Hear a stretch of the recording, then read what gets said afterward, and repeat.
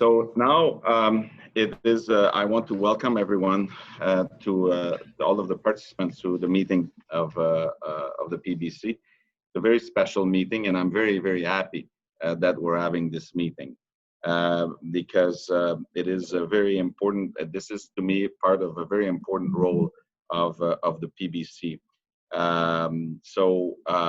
Before I get into the details of why and how, I just want to say that I thank every one of you for your continued flexibility in using this virtual format. I know it's not the easiest one, but I thank you for being there in such a large number as well. And that shows the importance of the topic and the interest by the international community. I want to remind you that as this would normally be webcast as an open meeting of the Peace Building Commission, we will be recording the meeting and posting the video on the PBSO website for interested observers. And I also want to remind all participants to sign in with their name and mission affiliation, and to keep, if you want to say something, and when you're not speaking, please keep your microphones on mute. It's easier for everyone to understand and being able to follow the discussion. So the purpose of this meeting is to discuss how to support regional socio-economic cooperation among the countries of the Great Lakes as a key component of building and sustaining peace in the region. The meeting builds on the tremendous amount of work that went into planning for a Great Lakes Trade and Investment Conference, which was due to take place in March of this year in Kigali, but was postponed due to COVID-19. The event, when it will ultimately take place, will bring together senior government officials, business leaders, and investors from Africa and beyond, with the aim of strengthening regional integration and development. And this meeting also marks the first time the Special Envoy of the Secretary General will be briefing the Peace Building Commission. So I'd like to extend a very warm welcome to Special Envoy Sia. So thanks for being with us. So, dear colleagues, we've spent the last several weeks discussing how to mitigate the impact of the pandemic on countries and regions affected by the conflict. As we've said in all of these meetings, it is urgent that we come together and act quickly. We all heard that time is not our friend, particularly in mitigating the socio-economic impact of the crisis on communities, societies, and economies. And over the long term, sustainable development and inclusive growth will mean investment in infrastructure, jobs, economic diversification, and development of local private sector. But as we've been discussing in our other meetings, health crises amplify existing inequalities, including gender inequality. As we've seen, COVID-19 is not a gender-neutral crisis. Just to give you an example, in Canada, imagine in Canada, twice as many women have lost their job out of COVID-19 as men. This just shows you how this crisis everywhere in the world is actually not a gender-neutral crisis. Responding to this crisis requires a contextualized response that meets the needs of local population and addresses COVID-19 through a human, security, and gender lens. So, I want us to, this is about, there's a crisis out there that is about, as the Prime Minister of Barbados says, it's one of my favorite lines, it's about life and livelihood.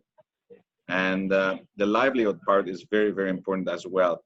And what is important, and what we've heard in many of the discussions we've had, is the importance of actually the socio-economic, but also the small and medium enterprises that are the fabric of local communities and community engagement that needs to be maintained through this crisis and helped and supported by the international community. And that's a lot of what we're going to be discussing today as well. So we have several distinguished briefers with us today who can help shed light on these issues and how they relate to ongoing efforts to support peace building in the Great Lake region. So I've already mentioned Mr. Wang Xia, who is the Special Envoy of the Secretary General of the Great Lakes region. We also have Ambassador Zakari Muburi Muita, who is the Executive Secretary of the International Conference of the Great Lakes. We have Ms. Deborah Wetzel, who is the Director for Regional Integration for Africa, the Middle East, and Northern Africa, the World Bank. Ms. Brenda Denous, who is the General Manager, Brookside Dairy Limited, It's East Africa's largest dairy processor with operations in more than 12 countries. Thank you for being with us. Ambassador Liberata Mulamula, who is the member of the Special Envoy's Advisory Board for Women, Peace and Security in the Great Lakes region. So I thank each and everyone for taking the time to be with us, to be our briefers this morning. And so the way it works, for those of you who are not familiar to the UN, the briefer speaks first, then the ambassadors come in, make some comment and ask some question. And then at the end, the briefers will have hopefully some time to reply to some of the member states or the points raised by some of the other people, the briefer. So so I'll go directly to the briefers. So I will ask Mr. Xia to actually start the briefing. Mr. Xia, the floor is yours. Thank you. Merci beaucoup pour vos propos très chaleureux d'accueil. Monsieur le Président, distingués membres de la Commission, je vous remercie d'avoir bien voulu organiser cette réunion qui nous offre l'opportunité d'échanger avec votre Commission sur les défis et les opportunités en matière de consolidation de la paix dans la région du Grand Lac, dans ce contexte atypique de la pandémie de la COVID-19. Avant de poursuivre mon propos, permettez-moi d'adresser à mon tour mes sincères condoléances et d'exprimer ma profonde sympathie au gouvernement et au peuple du Burundi à la suite du décès du président Pierre Nkurunziza, survenu le 8 juin dernier. Avant de dire un mot sur l'impact de cette pandémie dans la région, je souhaiterais, Monsieur le Président, me réjouir du fait que la situation politique, économique et sécuritaire dans la région du Grand Lac a connu ces derniers mois et bien plus encore avant l'irruption de la pandémie de la COVID-19, un certain nombre de développements positifs que j'aimerais rapidement partager avec vous. Outre les efforts en République démocratique du Congo, RDC, pour asseoir la coalition gouvernementale suite à l'alternance politique pacifique, nous avons également été témoins d'initiatives dirigées par les chefs d'État de la région pour améliorer les relations entre certains pays. Je pense bien évidemment au processus quadripartite entre l'Ouganda et le Rwanda, sous les auspices de l'Angola et de la RDC, et qui connaît depuis quelques jours une relance après une période de ralentissement due à la pandémie. La région a également connu des progrès notables dans la coopération en matière de sécurité et d'intégration régionale, de règlement pacifique de différents frontaliers et de déroulement relativement apaisé des processus électoraux, comme on l'a vu notamment au Burundi il y a quelques jours. Sur le plan économique, les pays de la région ont maintenu en moyenne ces dernières années une croissance soutenue supérieure à la moyenne continentale ou globale. Selon la Commission économique pour l'Afrique, avant la propagation du COVID-19, les perspectives de croissance économique étaient positives pour l'Afrique de l'Est, estimées à 6,1% en 2020. Eu égard à la taille et à la position stratégique privilégiée de la RDC, la stabilité politique dans ce pays pivot et l'amélioration progressive des relations avec ses voisins sont autant d'opportunités pour stimuler à moyen terme le commerce intra-régional, le développement et la paix durable dans la région.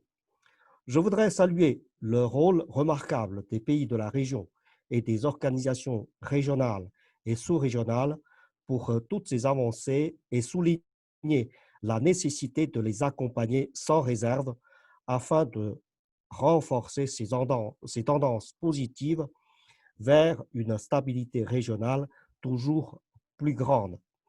Toutefois, Les acquis et les perspectives de ces dynamiques régionales prometteuses ont été affectés par la pandémie du Covid-19 qui a frappé, bien qu'à des degrés divers, tous les pays de la région.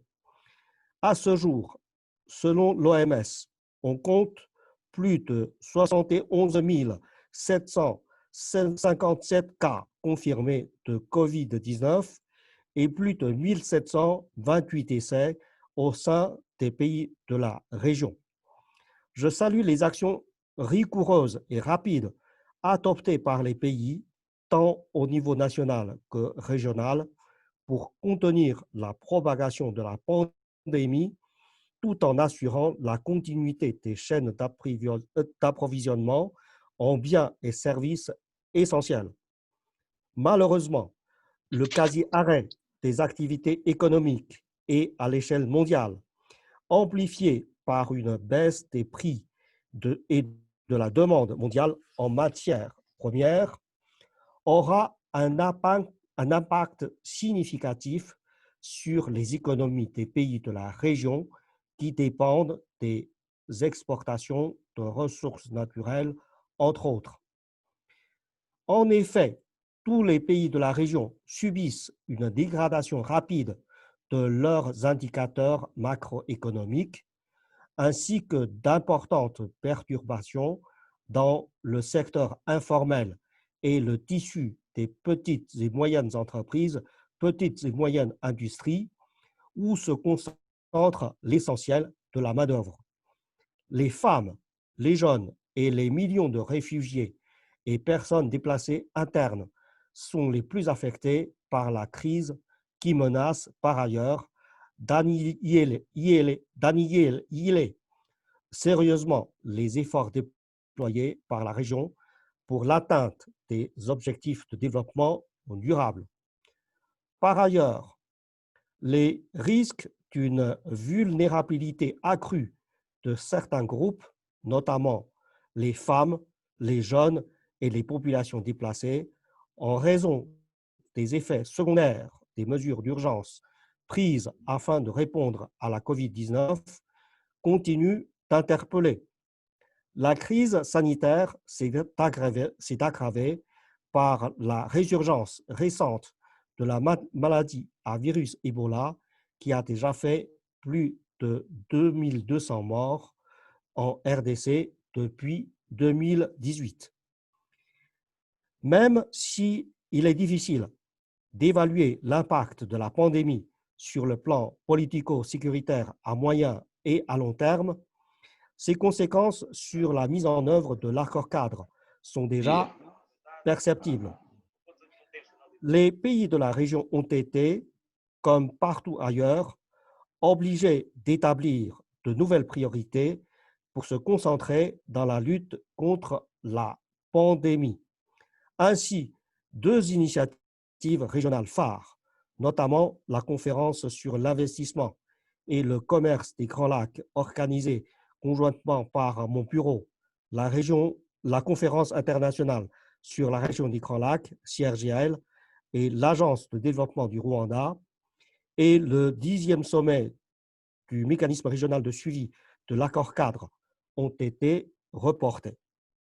En attendant, la région doit toujours faire face à des défis persistants, source permanente d'instabilité, telles que la poursuite des activités des groupes armés dans l'est de la RDC et leurs conséquences terribles sur la vie des milliers de civils.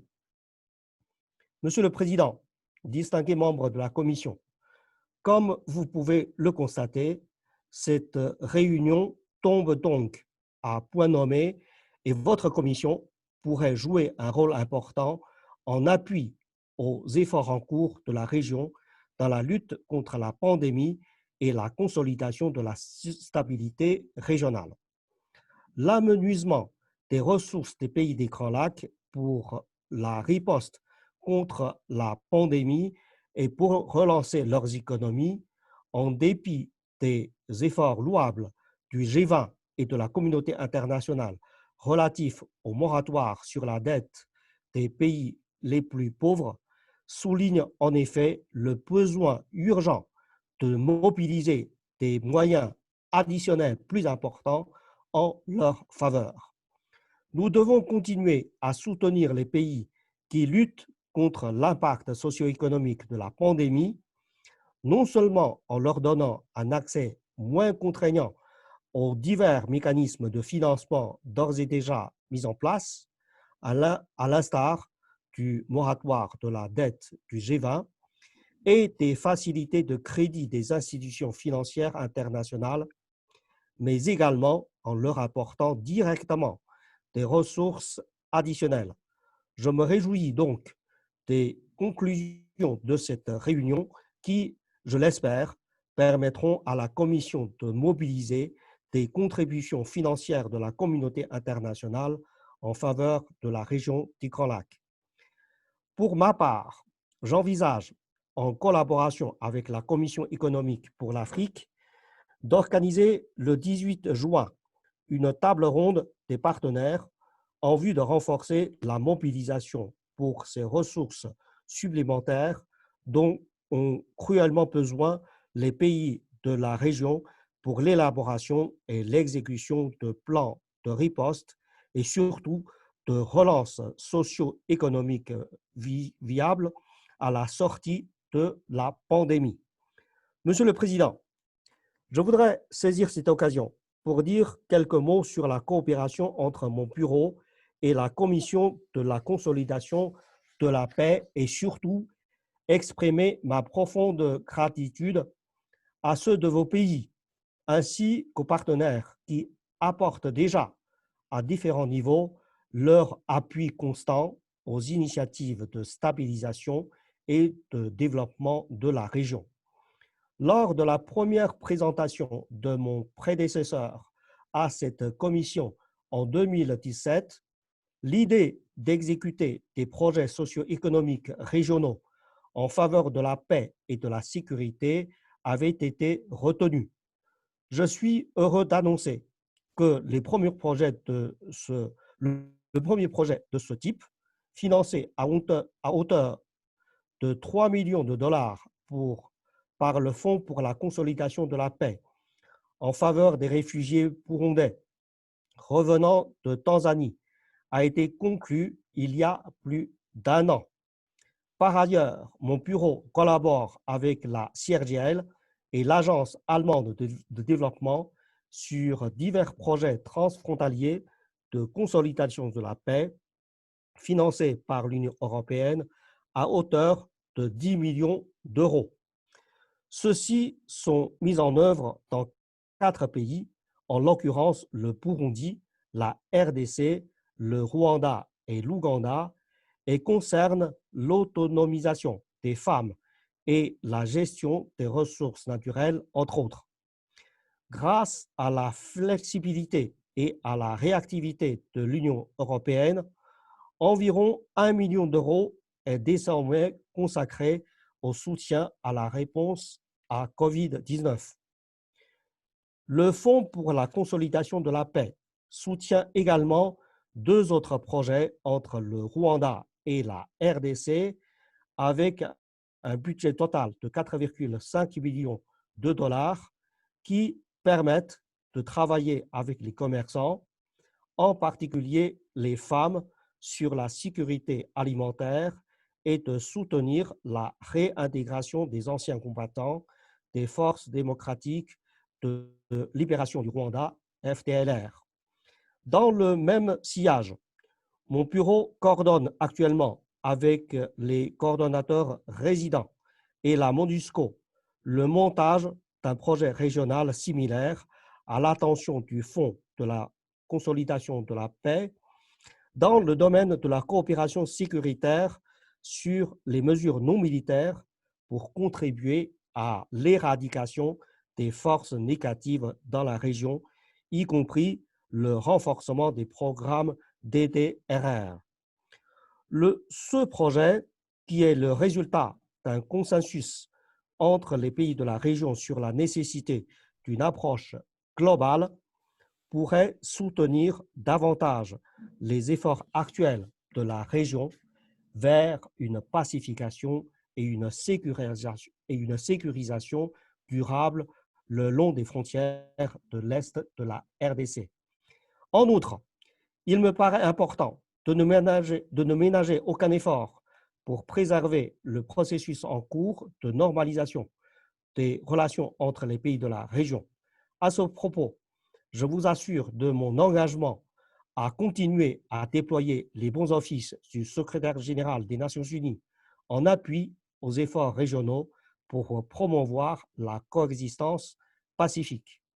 Par ailleurs, les initiatives régionales, en particulier de nature transfrontalière, à l'instar de projets conjoints pour améliorer la gestion des ressources naturelles, offriront indéniablement à la région de nombreuses opportunités socio-économiques qui lui permettront d'amorcer rapidement son relèvement pour la prospérité et le bien-être de ses populations. Dans le contexte de la pandémie de COVID-19 et d'une récession économique imminente, ces différentes initiatives seront essentielles pour maintenir la dynamique positive observée dans la région et consolider les progrès réalisés à ce jour. En l'absence d'un soutien décisif à la région des Grands Lacs, nous courons le risque que de nombreux efforts acquis soient perdus. Pour tous ces efforts, le soutien continu de la Commission de consolidation de la paix s'avère indispensable. Dans cette perspective, je me réjouis d'avance de notre coopération continue et fructueuse. Permettez-moi, Monsieur le Président, pour conclure, de saisir cette opportunité pour remercier à travers vous le Bureau d'appui à la consolidation de la paix pour le précieux soutien qu'il n'a cessé d'apporter à mon bureau dans la préparation de cette rencontre. Je vous remercie beaucoup. Merci beaucoup. Thank you, Mr. Sia. There's a link in the group chat for your presentation, so thank you for that.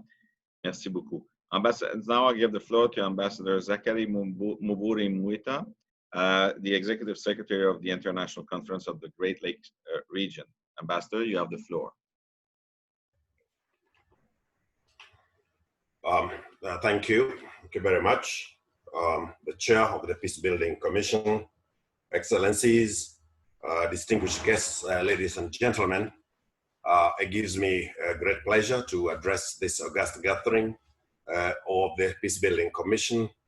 At the outset, let me express my deep gratitude for the invitation to participate, to shed light on the contribution of the ICGLR Pact on security, stability, and development in the Great Lakes region in advancing the cause of peace and security, as well as regional socio-economic development.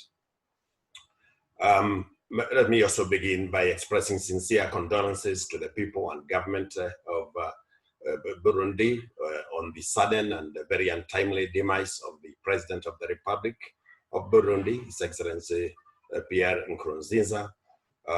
It is for us in peace and security a very instructive that the President of the Republic passed on after successfully overseeing a general election in which his successor was picked. This, of course, is a general election, a vital democratic and political exercise that greatly contributes to peace and security and national harmony in every country, not just in our region, but globally.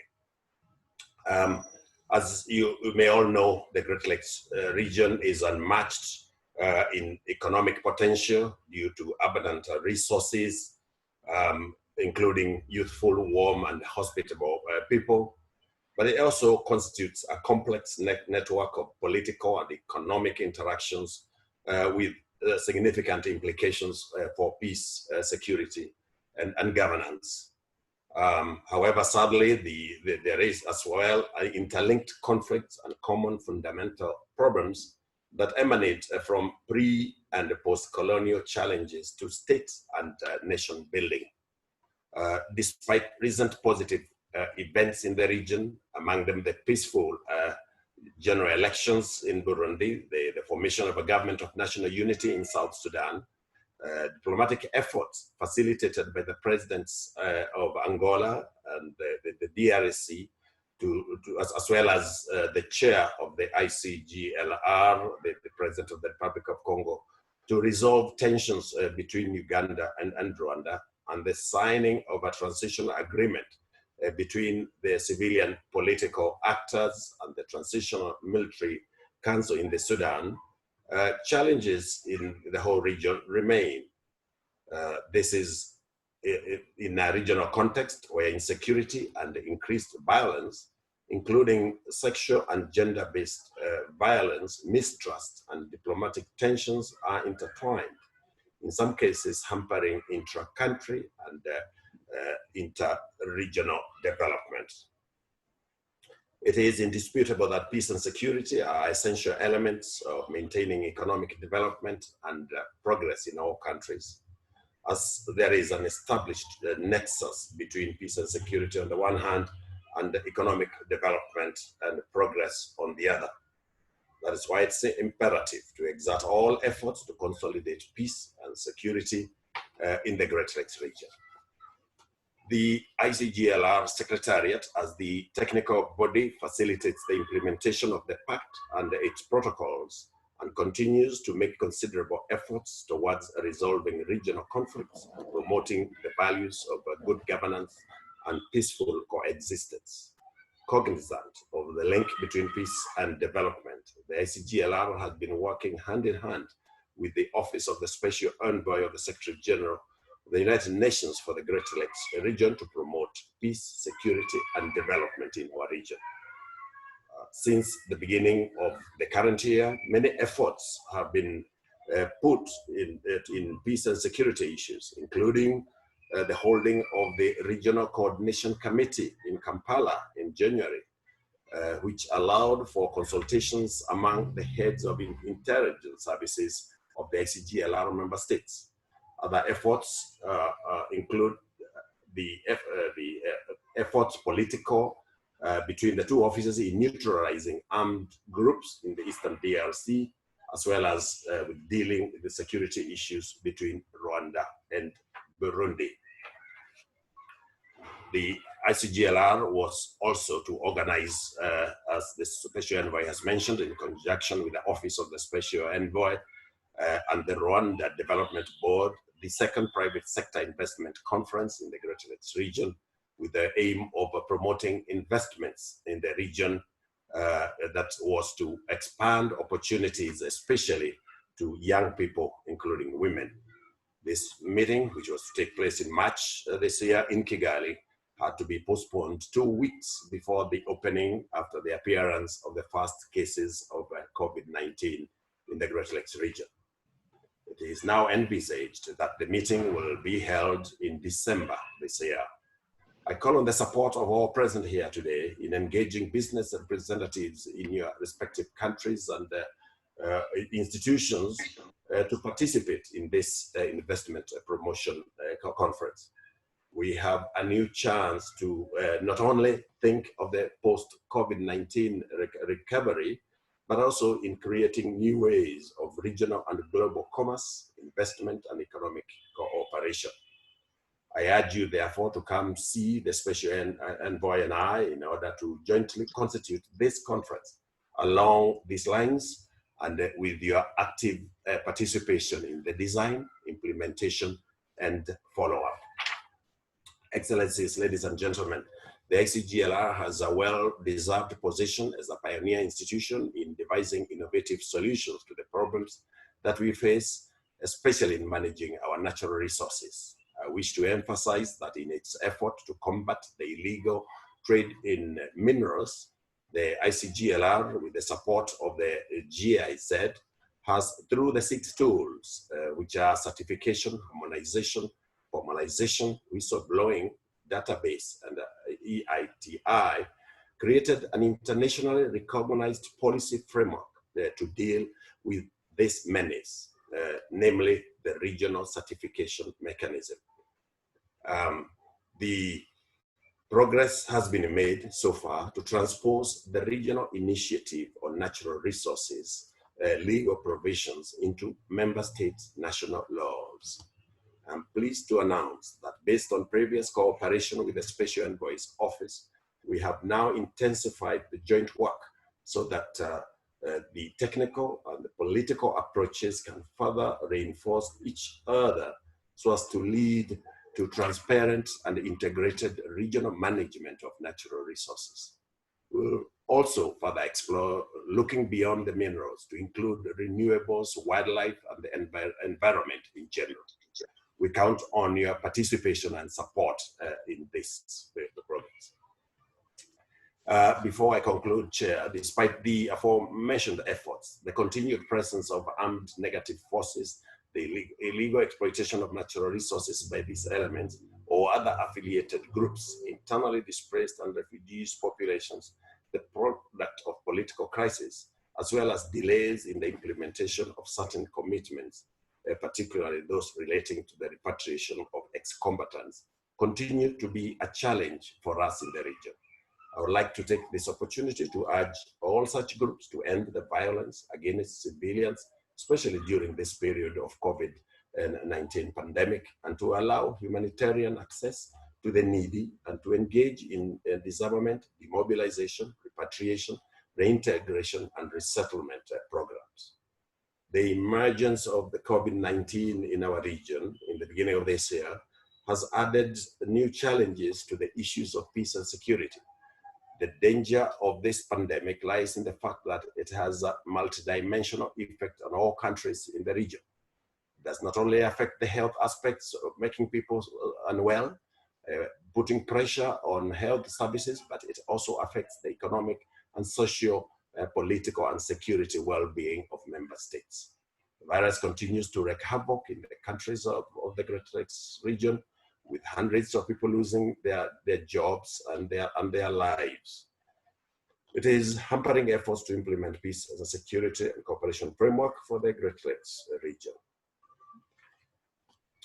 It is imperative, therefore, to consider innovative solutions for ICGLR member states to face the risk created by this pandemic, which include issues of food crisis due to the confinement and lack of work, the functional and collapse of the health system, displaced persons, the elderly, and the physically challenged. Finally, I call on all government and private institutions in the field of healthcare in the Great Lakes region and in all other areas related to peace and security to get into close cooperation and coordination to work collectively to combat the COVID-19 pandemic and its negative effects on peace and security in the Great Lakes region. I thank you for your attention. Thank you, Ambassador Moita. Now I give the floor to Deborah Wetzel, the Director for Regional Integration for Africa, the Middle East and Northern Africa of the World Bank Group. Thank you. Ms. Wetzel, you have the floor. Thank you very much. Good afternoon, evening, morning to all involved. I would like to join with colleagues in sharing my condolences with the people of Burundi on the death of their president. Today, what I'd like to do is give you a brief update of the bank's work in the Great Lakes in terms of the existing program, and then spend most of my time on the framework that the World Bank has been using to respond on the COVID response. And I'll aim to be very brief.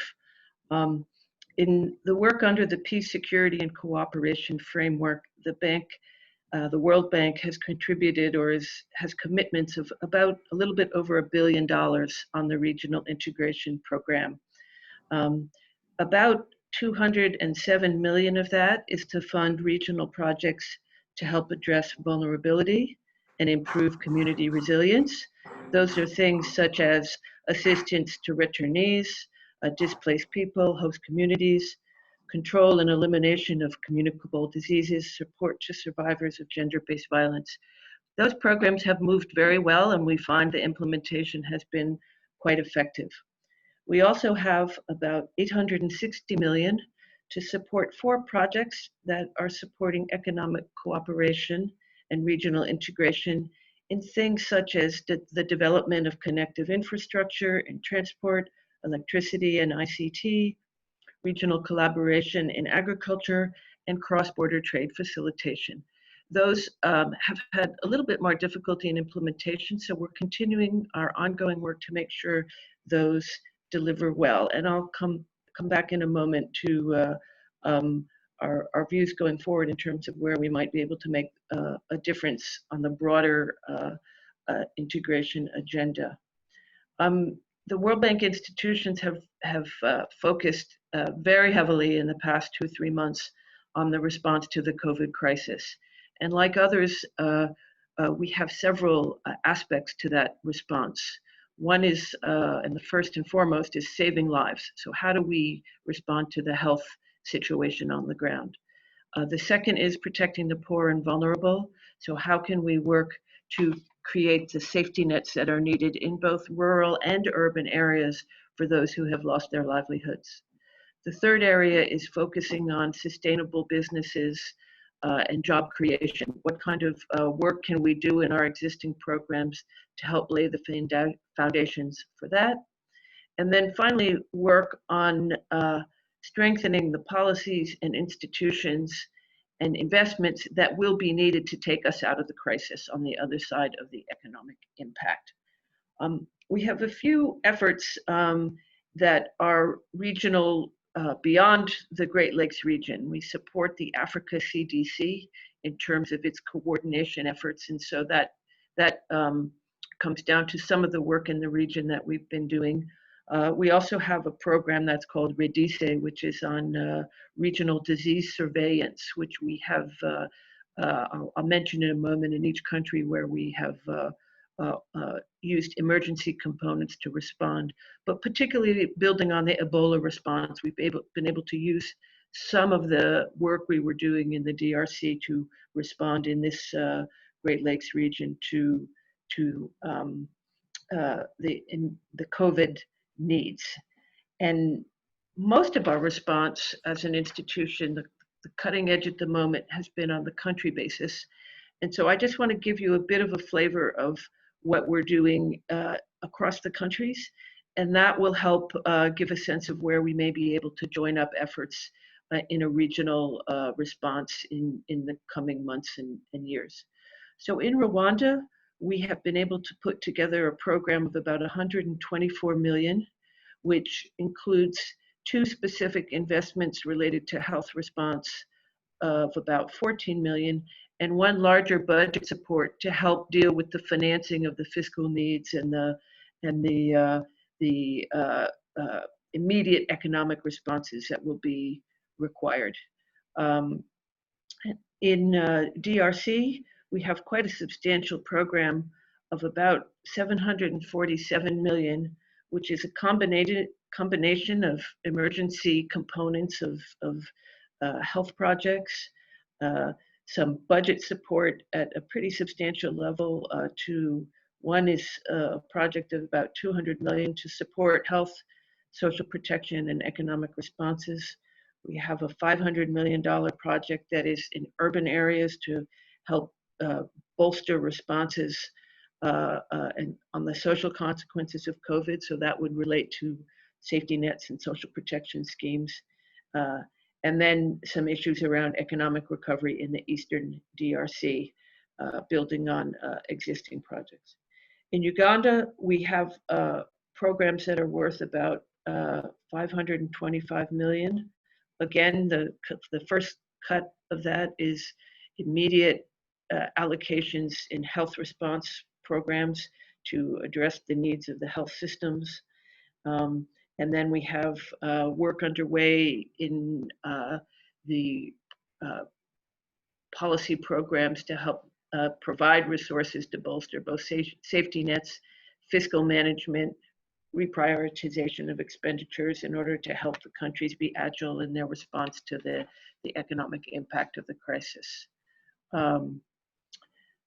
Finally, in Burundi, we have been able to mobilize 5 million, which is not much. We have 73 million ready to go when the government is ready to work with us on that in terms of being able to develop a more comprehensive response. Most of those packages are part of the emergency components of existing projects.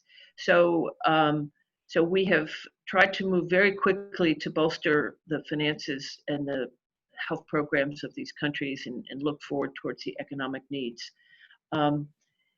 Finally, let me just say, going forward in our program at the moment, we are looking to build on the Great Lakes Trade and Transport Facilitation Program that we have.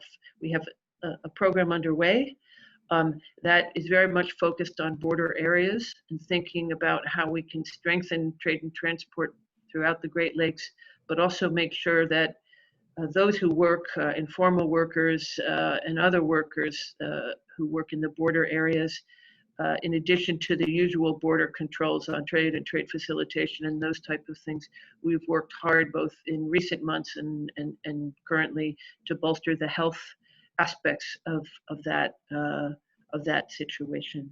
So we are happy to engage and work with others in the work in whether it's the investment conference or other aspects that are going forward. Oscar and others from the Peace Building Commission are aware of our updated approach to fragility and conflict at the bank and our new FCV strategy. And over time, we're working to help implement that in some of these more fragile areas across the continent. So those would include the Horn of Africa, Lake Chad, the Sahel, and the Great Lakes. So let me stop there and happy to take any, respond to any questions that folks may have. Thank you very much. Many thanks, Deborah. So now I give the floor to Brenda Denus, who is the General Manager of the Brookside Dairy Limited. So, Madam Denus, you have the floor, and thanks for being with us.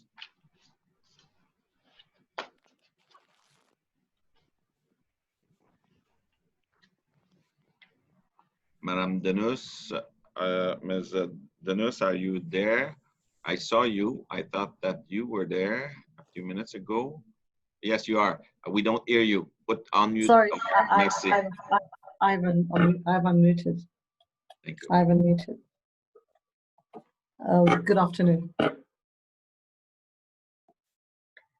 Your Excellency, Ambassador Andre Blachod, the Chair of the Peace Building Commission, Your Excellency Wanze, Special Envoy for the Great Lakes, Excellencies, ladies and gentlemen, dear colleagues.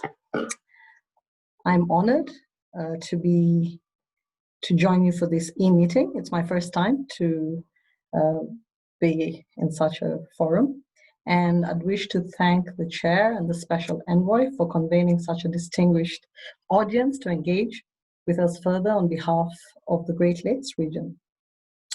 As you may know, we have seen ups and downs in this region, and we've built up some resilience over the years.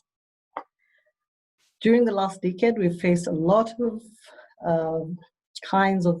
different kinds of social and economic challenges, including civil wars, refugee crisis, capital flows, illegal exploitation of our rich resources, which has sustained conflict and fed criminal organizations, as we would know. Also, we have had high hopes and seen the tides turning in the last decade. Just 5 years ago, the Great Lakes region was catching up with developed economies, even if the road ahead could have spanned for decades. We talked about convergence. Then, after the slump of the previous 2 years, 2019 again showed an upward trend. We have discussed ways of strengthening the regional integration, including the DR Congo, even dreamt of learning from other regions of the world to diverse new schemes of joint transparent management of natural resources for inclusive development. Business people like ourselves operationalized at the end of last year a regional network that's called the ICGLR Private Sector Forum. This regional forum, a newly created women business leader network, are key players in providing regional business-led investment and trade initiatives. We have made ourselves available to fully participate and support the Great Lakes Investment and Trade Conference in Kigali, as you would know, this year in March, which was planned for, but unfortunately it had to be postponed as was mentioned by the chair. The chair from Kenya, like me, traveled early in the year from Kampala to Kinshasa to drum up support and diverse regional projects for the Kigali conference. We were also financially contributing from the region to the conference and planned for its joint follow-up. We remain committed to this effort. Unfortunately, with the arrival of the pandemic, our economies and societies received a heavy blow. Export industries collapsed, tourism came to a halt, millions lost daily sustenance. Borders are nearly closed, and COVID-19 cases are on the rise in several countries in the region. SMEs, and in particular women-owned businesses, have experienced large effects of risk associated with COVID-19 compared to large-scale businesses. In addition to services, agriculture, and enterprise, we have been worst hit due to challenges of accessing inputs arising from transport restrictions and the ban on weekly markets, as well as due to the lost demand and shift from consumption of fresh agricultural produce to dry rations. If that was not enough, we face a locust invasion in the whole of East Africa, with destruction never seen before, and the worst is expected in the coming months. Floods have destroyed remaining crops in Kenya to Congo. Albeit the highlighted above sounds like a whole doom story, as a businesswoman, I have elected to look ahead and look up. What can we do individually and what can we do together to overcome the situation and get back on track as we had just a few months ago? Governments of the Great Lakes region are doing their best to support the economic recovery, as you would all know, including providing fiscal stimulus packages to support firms. However, the existing resources are limited to address immediate liquidity challenges, reduce layoffs, and avoid firm closures and bankruptcies. As Europe and Asia to a certain extent, maybe North America, open up, we can work on a V-shaped recovery. Interregional trade in the Great Lakes never stopped, and when we had challenges, that is in Kenya and in Tanzania recently, we saw infected truck drivers building on regional integration gains. We managed to work this out within days. We had similar cases between Rwanda and the DR Congo, just to mention an example, when Ebola threatened. We should be in a position to soon reestablish pre-pandemic international and continental trade flows, develop regional supply chains, work together in addressing the pandemic in hotspots. And I'm talking about Ebola, measles, and malaria, etc. Our regional business structures are still weak, but we can contribute daily to the needs of those who lost livelihoods. Local pledges and donations abound, adding to public efforts. I count on you to bring more business expertise, investment, and trade to the region. You know that thinking long-term and building up stable, mutually beneficial, and sustainable relationships are the best investments that we can make. The world will need qualified and dedicated youth in the millions. And we know Africa has the largest, youngest population. It is up to us to take the opportunities given by the pandemic and diverse the recovery phase together. Engaging and employing women adds to 1 to 2 percentage points to growth.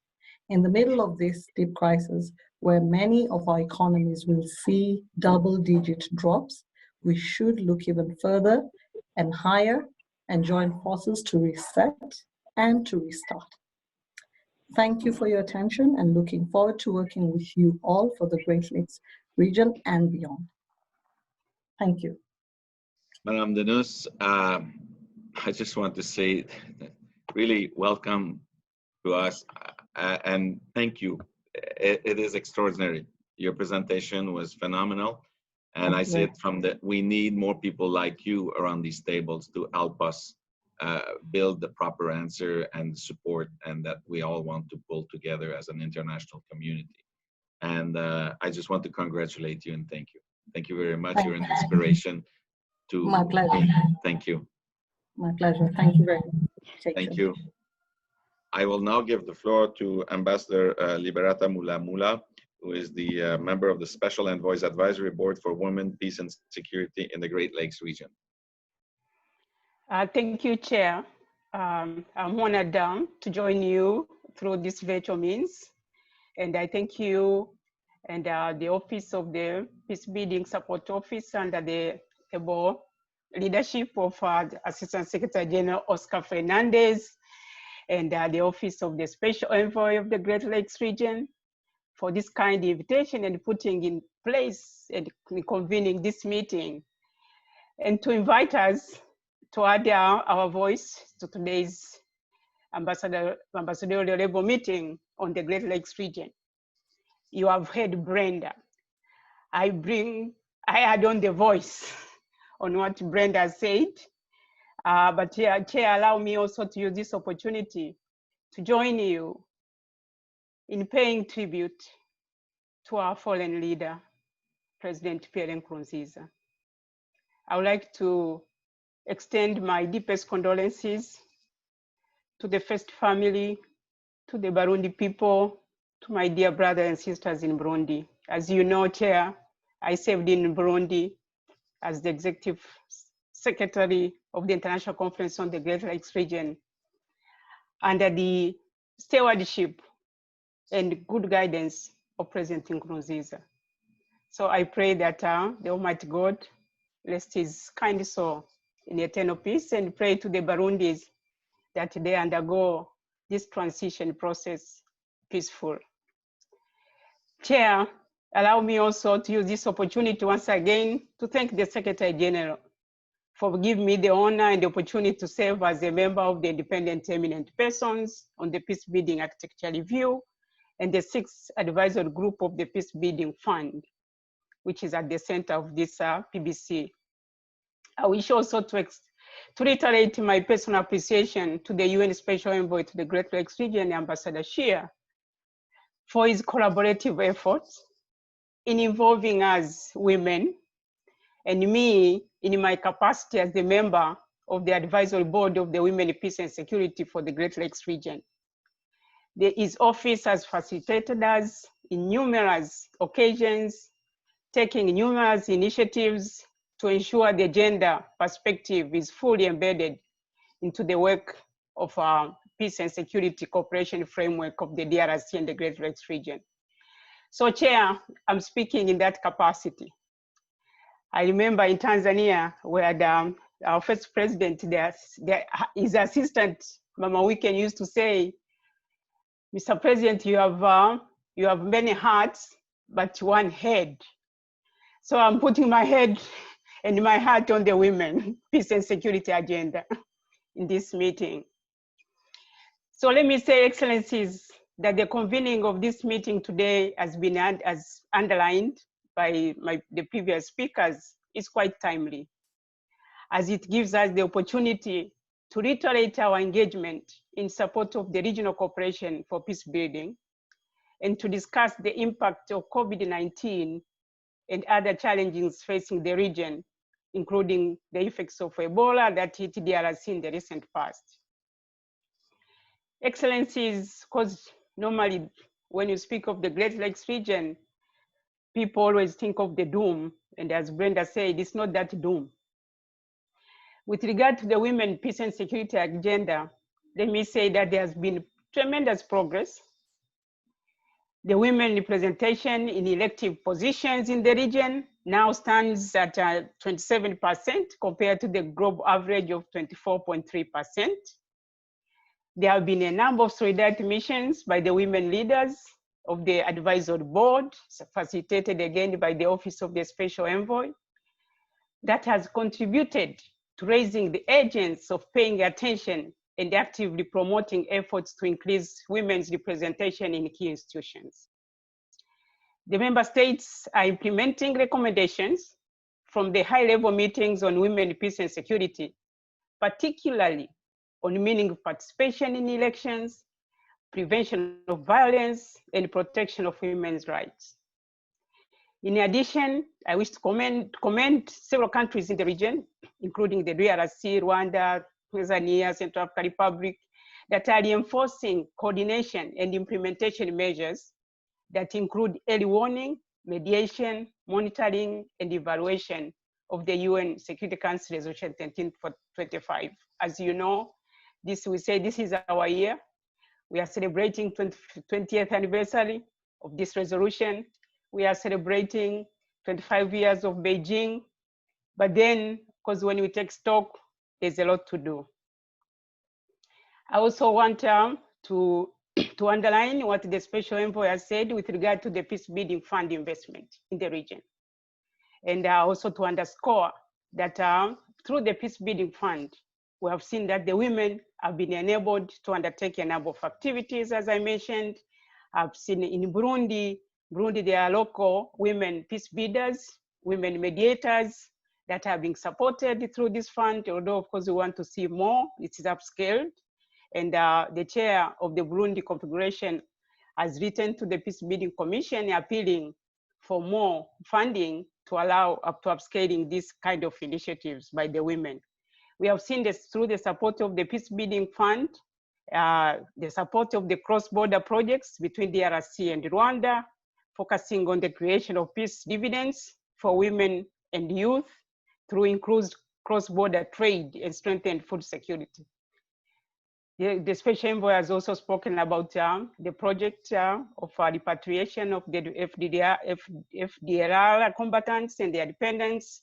But what is most striking is the effort to have the gender lens in this reintegration. It is my firm belief, Chair and Excellencies, that through the solidarity missions, like the one I led in Burundi in March this year before the lockdown, and this we had to undertake it ahead of the presidential elections, general elections in Burundi.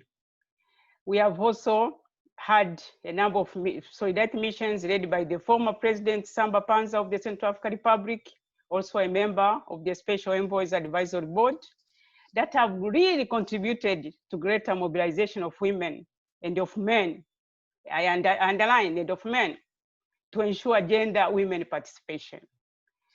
The ambassador of DRC may also attest to this, that we take, it's not that we are taking credit, but then through this mobilization and awareness, we have seen the results are measurable. We have seen an increase in women participation in the institution, the DRC, from 6% to 17% this year. And with having the first, I think, woman speaker of parliament in DRC. Excellencies, Chair, I wish once again also to commend the Office of the Special Envoy for the Great Lakes region under the able leadership of Ambassador Shia, who in collaboration with the government of Rwanda, as has been mentioned, that they're planning to convene, and we hope it will take place in December, to have a private sector investment conference for the Great Lakes region. But of significance is that this conference, in its preparation, it includes a large number of women entrepreneurs, the likes of Brenda from the region.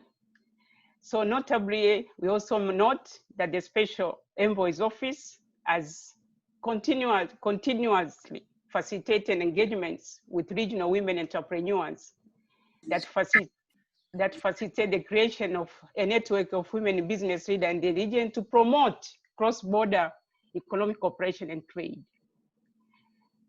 Excellencies, cause coming to the doom, it's about the COVID-19 effects on the women. We have seen how it has deepened existing inequalities.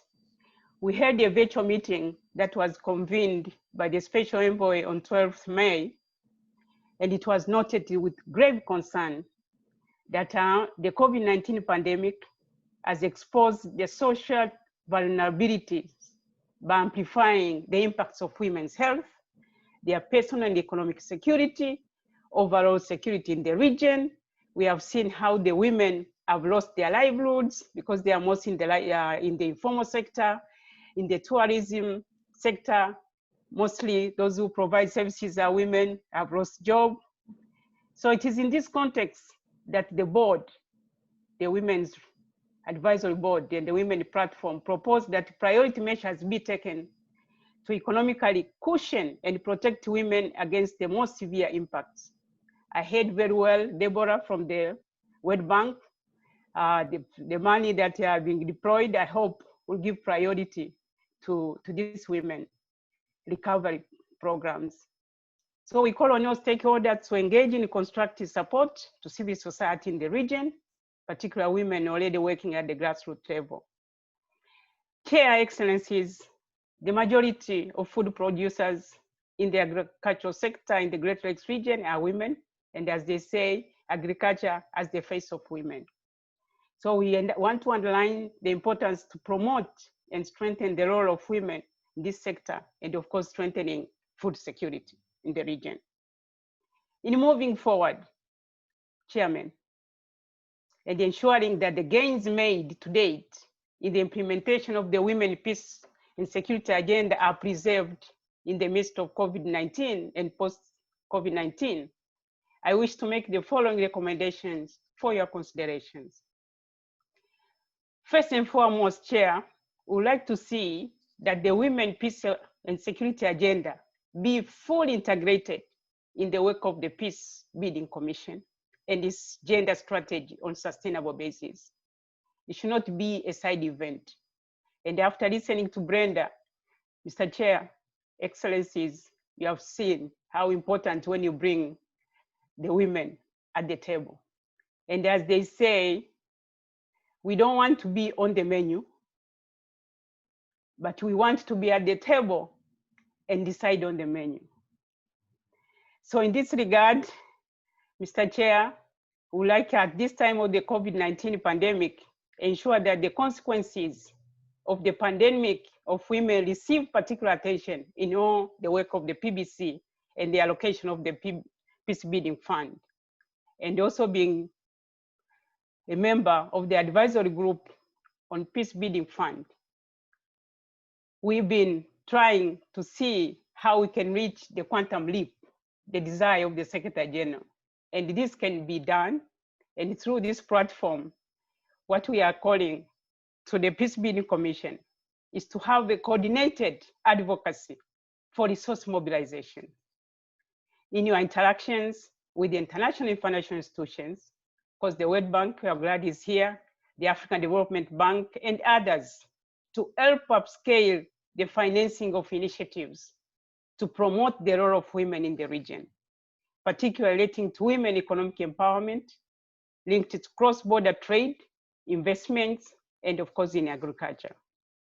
Finally, Mr. Chair, we would like to request that you convene another follow-up meeting dedicated to the Women, Peace and Security Agenda, investment, women entrepreneurs.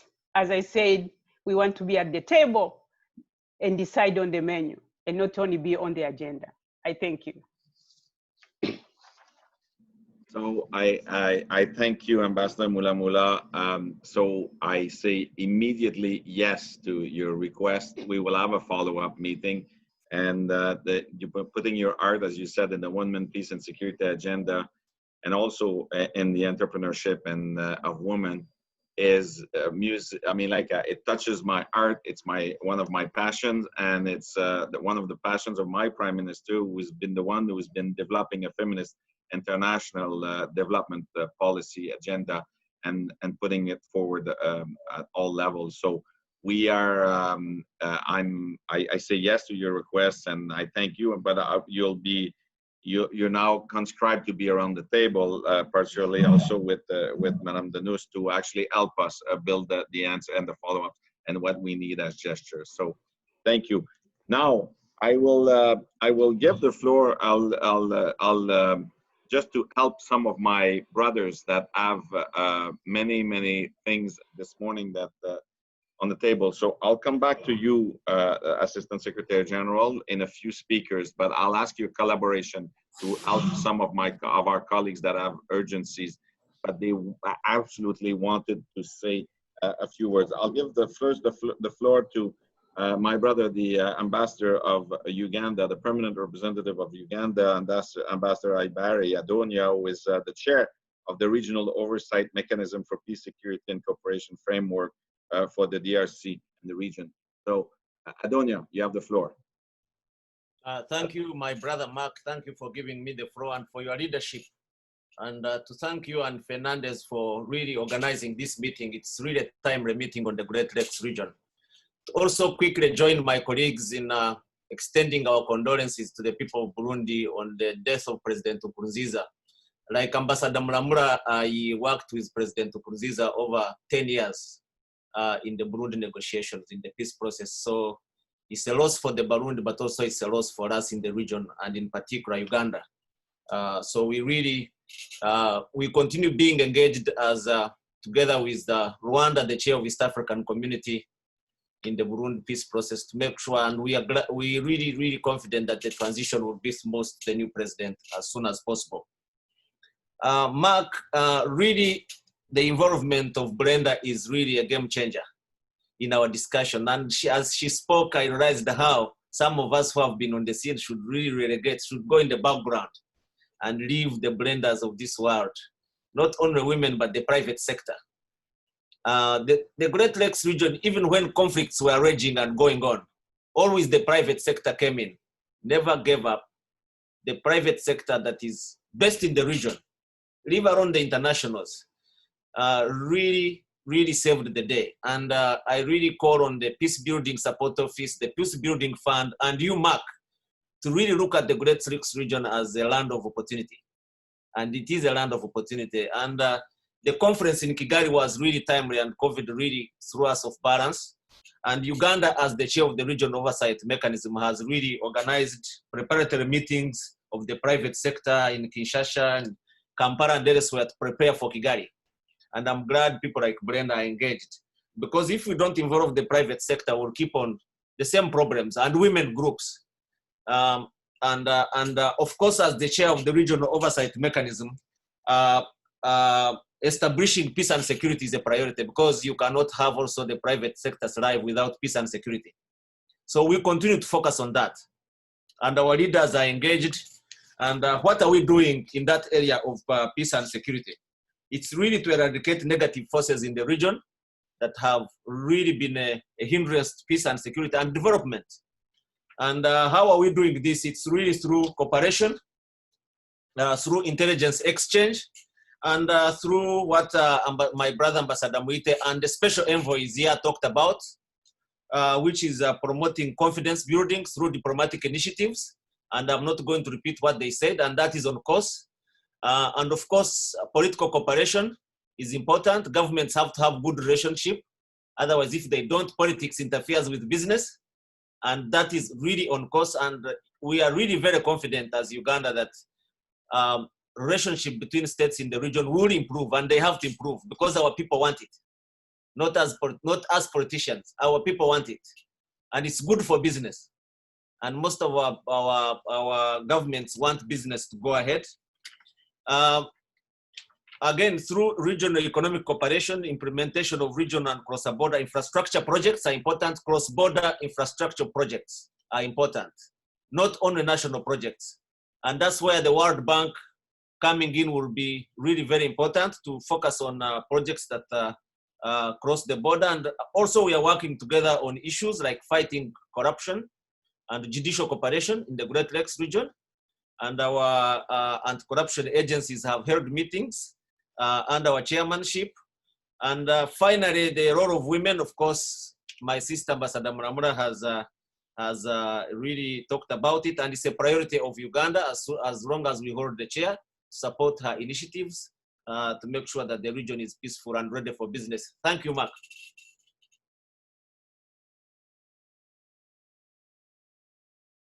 Thank you very much, Adonia. Well, have you finished, or your line cut? Yeah, okay, because we don't hear you. You're on. Okay. So thank you very much, Adonia, and thanks for your contribution and your comments, integrating all of it. I think it's a good summary of what we've just been hearing. So now I'll go to my brother, the permanent representative and ambassador of Kenya, Lazarus Amayo. Lazarus, you have the floor.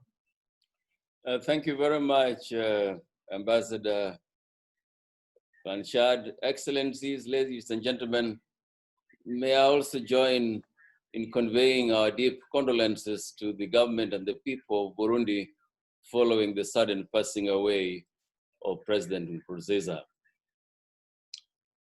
Meanwhile, I'm pleased to see many of my neighbors in the ICGL region and our partners together at this meeting. The last time such a meeting was held, I recall, was in 2017, when we were even then a vice chair of the Peace Building Commission. All the distinguished briefers, from Special Envoy Zia to Ambassador Muburi, Ambassador Mulamula, Deborah of the World Bank, and my sister Brenda from Brookside, have further demonstrated that the Great Lakes region is a diverse, multi-ethnic region with not only a rich history, but abundant potential. Speaking as a member of the ICGL and as neighbors, we have become increasingly aware that neither of us can truly prosper if one of us is struggling. These discussions are therefore very timely, and we look forward to a summary report with the specific action points that are being proposed here today. With the postponement of the 10th high-level meeting of the Great Lakes Region Oversight Mechanism in Kinshasa and the March 2020 Great Lakes Investment and Trade Conference in Kigali due to the pandemic, Kenya welcomes the continued engagement of governments and partners in the region. We are glad that the PBC is taking a peace-building developmental approach through highlighting this trade conference as one option of innovative financing and injecting investments in the Great Lakes region. Mr. Chairman, the nexus between governments and the business operations need further exploration, particularly during the pandemic's economic environment, where boosting local businesses is key to socioeconomic recovery. Stable economies will mean peace and stability for the Great Lakes citizens and avert setbacks in the region's recent progress on peace and security. In this regard, let me just highlight a few things here. One, I'd like to touch on the fact that Peace Building Commission within its mandate needs to capitalize and prioritize on already existing regional frameworks and mechanisms. The ICGL Pact on Security, Stability, and Development, for example, was created first and foremost constant cycle of violence in the region. The pact contains programs of action for peace and security, cross-border initiatives, and cooperation, including the illicit proliferation of small arms and light weapons. The second thing I'd like to look at is that PBC, in its bridging role, can therefore work with the Office of the Special Envoy to explore how these regional initiatives can be integrated into the Great Lakes Regional Strategic Framework that has parallel initiatives in order to enhance implementation and avoid duplication of work. Along the Peace Building Fund, the PBC, in its advisory and mobilizing role, can support the implementation of the PAC framework through support of mission transitions and cross-border initiatives. Last but not least is the Great Lakes region has witnessed the essential contribution of women in peace operations, women as community leaders, and women as frontline health responders. However, women and girls have also been disproportionately hit by health, economic, and socioeconomic impacts of the pandemic. We look forward to the integration of the observations and recommendations of the 12th of May summary of conclusions by the Advisory Board of the Women, Peace and Security of the Great Lakes in the PBC's engagement with the country-specific configurations in the region. I thank you for your attention. Thank you very much, Lazarus. And now I'll go to my predecessor, the great ambassador of Colombia, Ambassador Guillermo Fernandez de Soto. Guillermo. Thank you, Mr. President, for giving me the floor. I want to express the condolences to the people of Burundi for the loss of the president. I would like to thank all the briefers for the comments regarding all efforts to ensure coherent and coordinated support to the Great Lakes regions. I also recognize my friend Ambassador Blanchard, chair of the Peace Building Commission, for the efforts that he and his team had made in order to keep the PBC working and meeting during these times. His leadership has been outstanding, allowing the PBC to fulfill the goals set at the beginning of the year. For Colombia, the COVID is not only a public health emergency, it also has impacts on the world's economic, affecting the most vulnerable. The response of the pandemic must be guided by solidarity, inclusion, and human rights. The challenges faced by the Great Lakes region amidst the pandemic are similar to those we face in my own country. One of the 6 pillars of the strategic framework of the United Nations for the Great Lakes is related to cross-border mobility, which addresses the migrants and returnees support. As that region, we face the challenge that vulnerable Venezuelan migrants that have fled their country in recent years. We have received more than 1 million Venezuelans. This migration has inevitably permeated the state's institutional capacity to respond, particularly during the pandemic. Since the beginning of the health emergency, the national government engaged in close coordination with donor countries, with United Nations agencies, other international organizations, and local authorities to articulate their efforts in this new context. Regarding the socioeconomic recovery from these unprecedented times, we all need to reach a global consensus with international financial institutions to increase resources to alleviate the payment of debt of emerging countries and contribute to their development. That means that the role of development banks for the near future will be crucial in this moment. I would like to conclude indicating that this is a time for multilateral cooperation and international solidarity towards 2 goals: humanitarian attention and economic recovery. Many thanks, Mr. Ambassador. Thank you, Ambassador Soto. I now give the floor to the permanent observer of the African Union, Ambassador Fatima Kiari Mohamed. Fatima, you have the floor.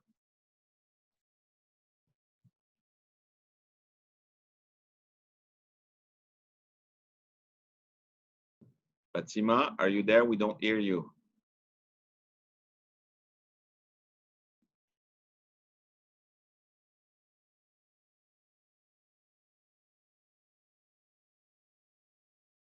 Fatima? No. So if Fatima is not there or will have a technical problem, I'll now go to ambassadeur, le représentant permanent du Congo, ambassadeur Raymond Bale. Well, thank you, Marc-André, for convening this meeting. Let me first of all join my voice to those of my predecessor to express my deepest condolences to our sisters and brothers of Burundi on the passing of President Nkurunziza. I'd like to seize this opportunity to reiterate the commitment of President Sassou Nguesso to contribute to the consolidation of peace, security, and development in the RCPL. My delegation welcomes all the initiatives expressed in support of the Great Lake region, and took note of the challenges to be addressed. As you may be aware of, there is a lot of concurring initiative to help Africa at the national and regional levels to mitigate the socio-economic and humanitarian impact of COVID-19. But as well as you are aware of, coordination is key to the efficacy of this endeavor. My question is of a general nature, and maybe it's addressed to the chair or to the panel. How this concern of coordination could be addressed in the specific case of the Great Lake region. Merci Marc-André, voilà, c'était ça ma question. Je vous remercie. Merci Raymond Serge. C'est la question la plus importante selon moi, ou une de celles qui sont parmi les plus importantes. Comment on fait la coordination? Merci beaucoup. Alors, maintenant, je retourne à Fatima puisque je la vois qu'elle est elle est revenue à l'écran. Alors, Fatima, Ambassador Mohamed, you have the floor.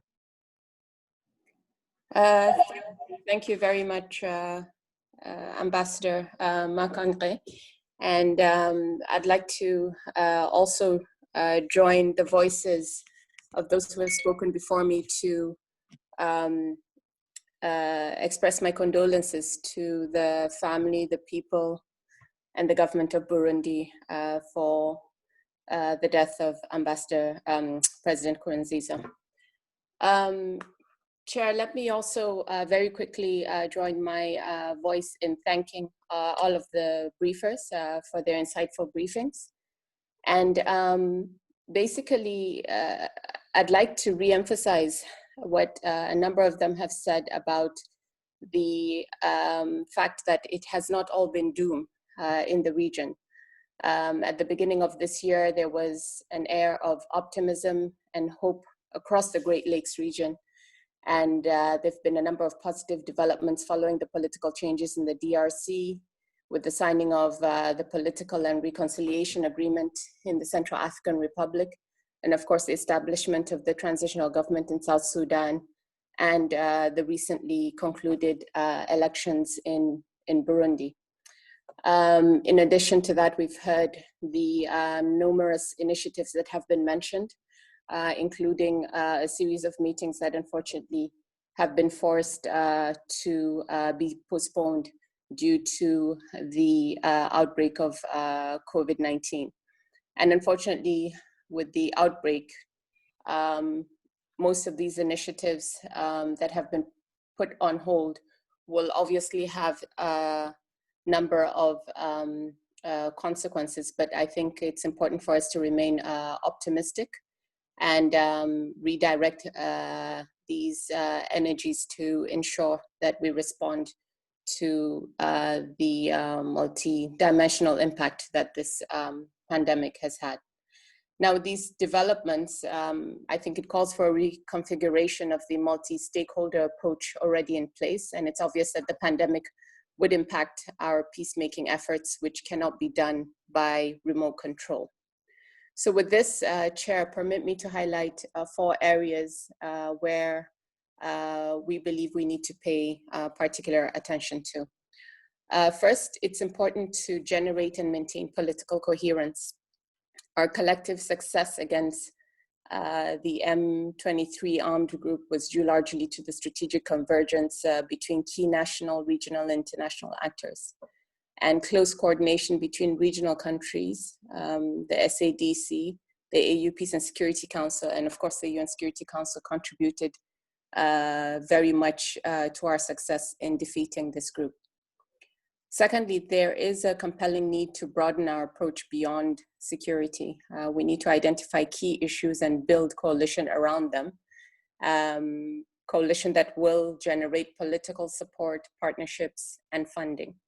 The development of regional strategies with strong cross-border programs and activities would be an important step in this direction. Thirdly, local, national, and regional ownership and leadership would be crucial to successful peace-building initiatives in the region. mobilizing local global partnerships that involves local communities and authorities, governors with state, regional, and international partners such as the PBC would significantly enhance stabilization and long-term peace-building efforts. Fourth, while the AU has put in place mechanisms to support member states in the region, it is imperative to put emphasis on regional cooperation complemented by the private sector.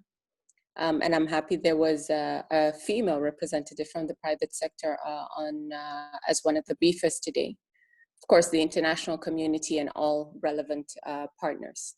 This would enable closer management and local participation in finding durable and sustainable solutions to challenges in the region, including those brought to the fore by COVID-19.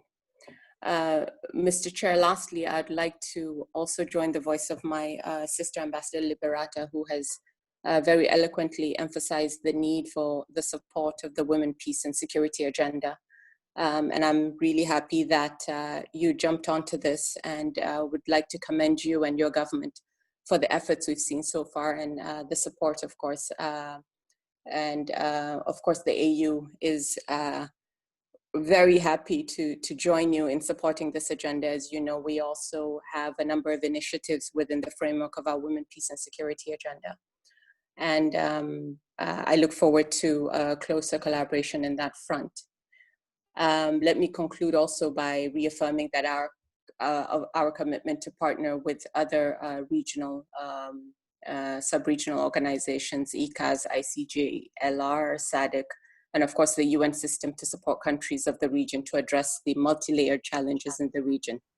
As guarantors of the framework agreement, we also recommit our support for its full implementation, as it provides the best platform for the addressing of complex interrelated political, security, and socioeconomic challenges in the region. I thank you for your attention. Thank you very much. Thanks for your leadership, Fatima. Thank you very much for your words. I'm now going to Dominican Republic, Ambassador Singer. Ose, are you there? Yes, yes, I am. Merci. First, I'd like to join others in our condolences to the people of Burundi. And I do thank you, Mark, for your leadership in this topic. Mr. Chair, I would like to thank the briefers for their comprehensive overview on how best support socioeconomic cooperation among the countries in the region. First of all, let me congratulate the countries and institutions of the Great Lake region for the expedited actions taken to address the pandemic, including measures to stimulate the economy. Therefore, regional approach to the fight the effect of the COVID-19 pandemic and Ebola is key, and the region can also learn from past experiences in the fight against Ebola in DRC. As expressed by the Special Envoy to the Security Council, in the long term, the preventive measures combined with the reallocation of resources to address the health crisis are likely to weaken the already fragile economies, with possible implications for peace, security, and development in the region. Therefore, we encourage economic cooperation of the international community to the countries of the region, including through the Peace Building Fund that takes into account their specific needs to counter the effects of COVID-19, avoiding the deepening of a health and economic crisis. And in this respect, we commend the G20 decision to institute a debt moratorium until the end of this year. We are confident that the forthcoming international conference on the Great Lakes region will strengthen economic cooperation, integration, investment and trade flows between the Great Lakes economy and its African global partners. As the concept thus suggested, the Peace Building Commission can play an important role supporting these objectives, including by bringing together senior government officials, business leaders, and investors from Africa and beyond.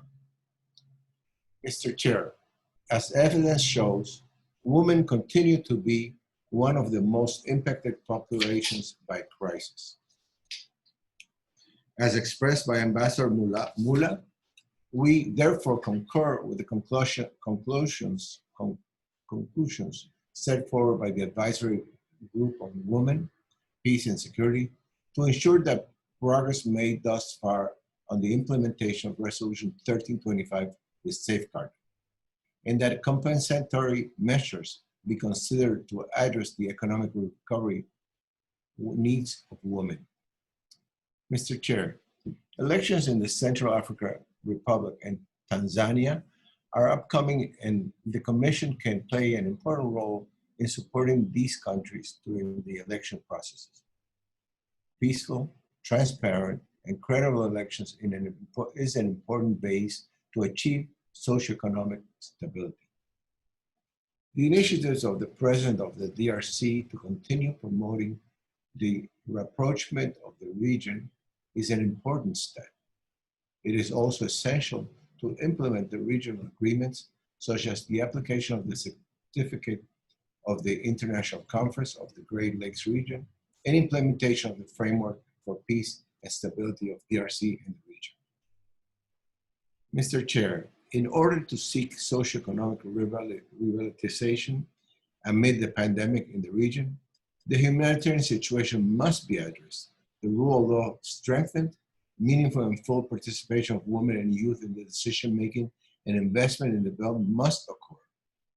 In conclusion, the Peace-Building Commission remains an excellent ally of the Great Lakes region to face the effects of COVID-19 and reactivate their economy.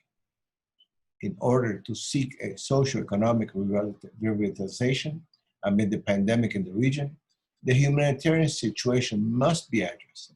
The rule of law strengthened, as I said before. So thank you very much.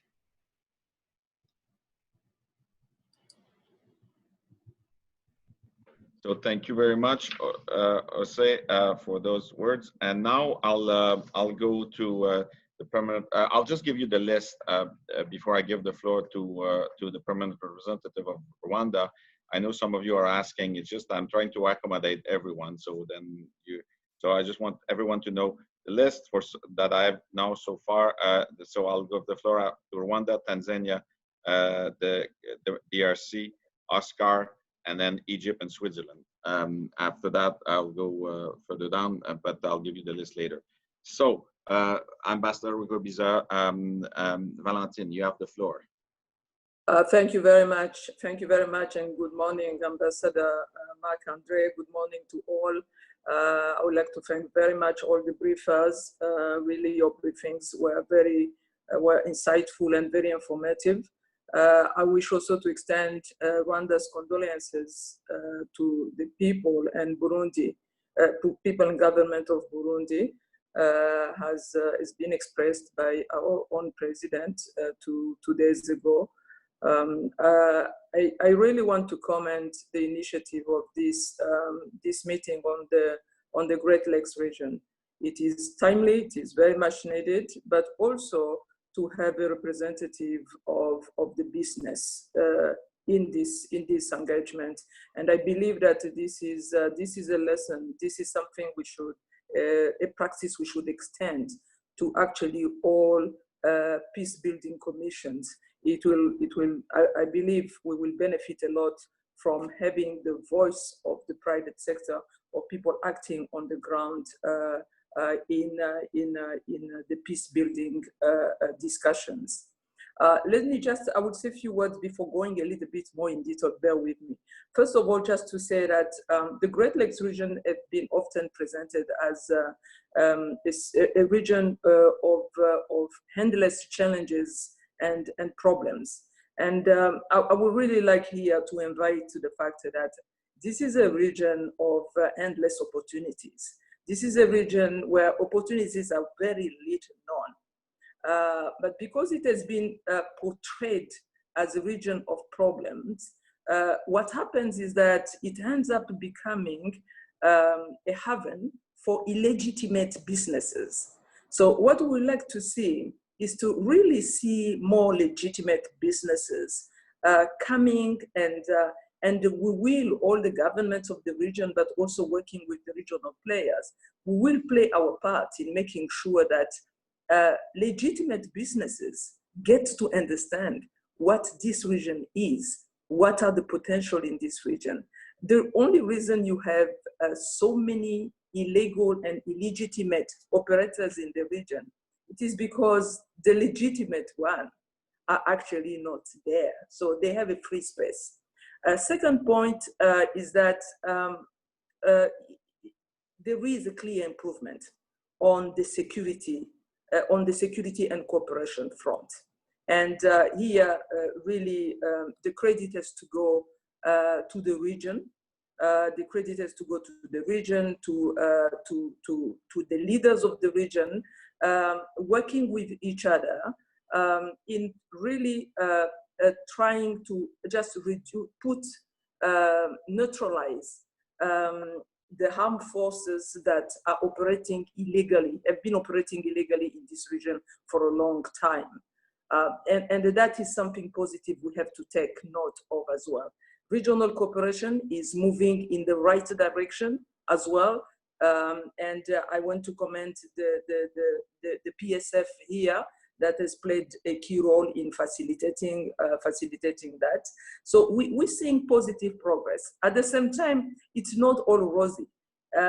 Why things were moving so fast in a positive direction, I mean, COVID could not have come at a worse time for our region. And it is true that we are seeing also basically certain sectors have come to a total stop.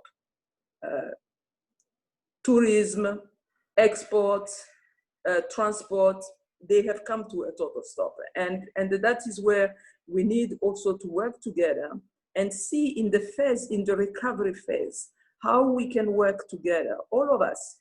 The World Bank, they shared with us what is being done, how we can all work together, the World Bank, the private sector, the Peace Building Commission, how we can work together in making sure that in the recovery and the rebuilding phase, we really build more resilient sectors.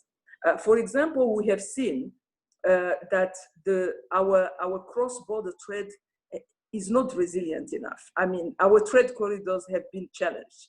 As soon as the COVID pandemic came, really struck, our trade corridors, we had really huge disruptions. And simply because we had to manage the cross-border trade and at the same time ensure the safety of our populations, ensure that the pandemic continue to be contained. So I see huge opportunities here. And I will be happy, Marc-André, I will share more formal notes and contribution that we had prepared for this meeting. I will share my remarks with the Secretariat of the PBC to be circulated to everybody, but I don't want to take more of your time to read them here, just to say that really the pathway to recovery, to sustaining peace, calls absolutely for a continuous cooperation, but support of all of us, and have recovery plans that are really resilient. We have a huge opportunity here. Let's seize it. That opportunity will not be seized by small, almost non-impactful projects.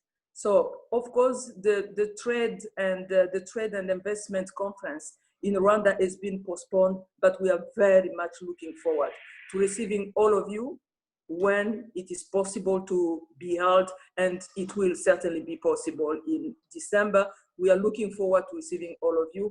Why? Because that is a platform for the legitimate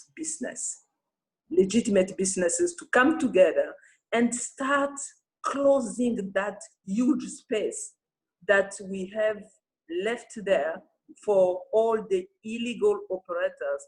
And let's face it, criminals and terrorists to basically operate and do all the harm they do to local populations. Thank you very much. Valentin, I will be there for sure in December in Kigali. Thank you very much. And that's we should all work together until then.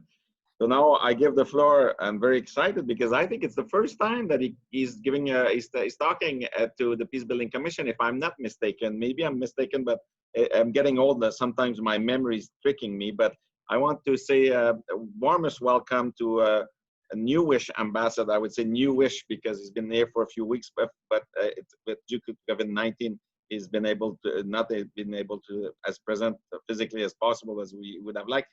Kennedy Godfrey Gastern, the new ambassador and permanent representative of Tanzania. Welcome, Kennedy. Thank you.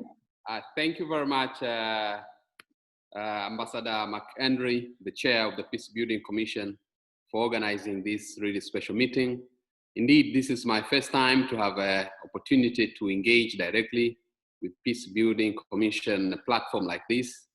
And I look forward to continuing working together with the Peace Building Commission, particularly within the context of the Great Lakes region.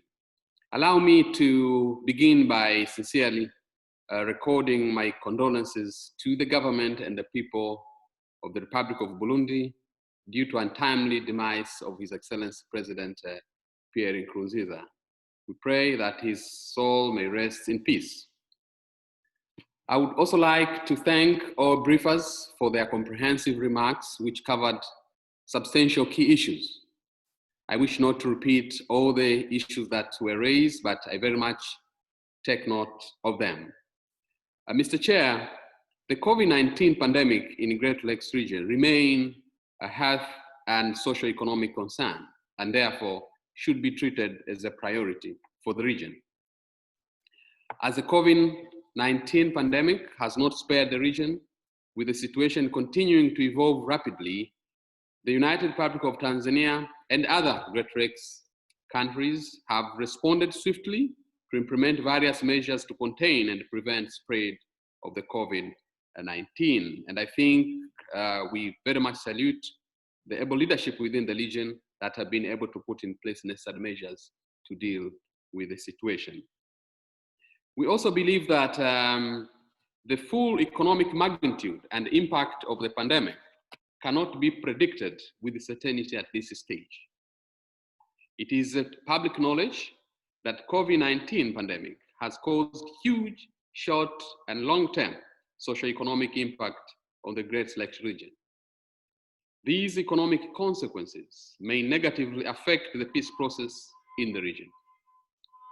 While some countries in the region are currently struggling to address the financial gaps created, the region is perhaps required to undertake comprehensive analysis of the impact and implications, given that the economies in the region are projected to contract and countries have been forced to reallocate resources towards the urgent needs to fight against the COVID-19 pandemic. Mr. Chair, since the inception of Peace Building Commission in this kind of platform in 2017, Great Lakes countries have benefited a lot from various cross-cutting initiatives, including security and socio-economic development projects under the United Nations Great Lakes Regional Strategic Framework. My government, the United Republic of Tanzania, remain one of the pillars in the peace and security initiative within the region. We are part of the MONUSCO within the framework of the United Nations, but we have also interests in the region, being part of the region, but also within the framework of SADC. It is against this background that the United Republic of Tanzania full support the upcoming Great Lakes Investment and Trade Conference to be held, hopefully, in Kigali later this year.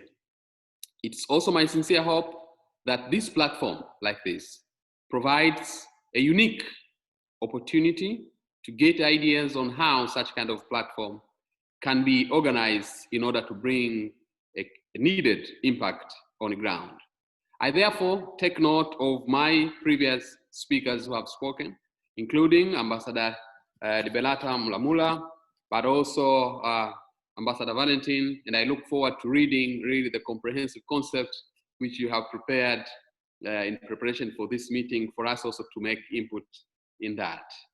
In view of the fact that I'm not the first speaker, my previous speakers have also covered some of the key issues which I wanted to raise, but allow me, Mr. Chair, to raise a few points.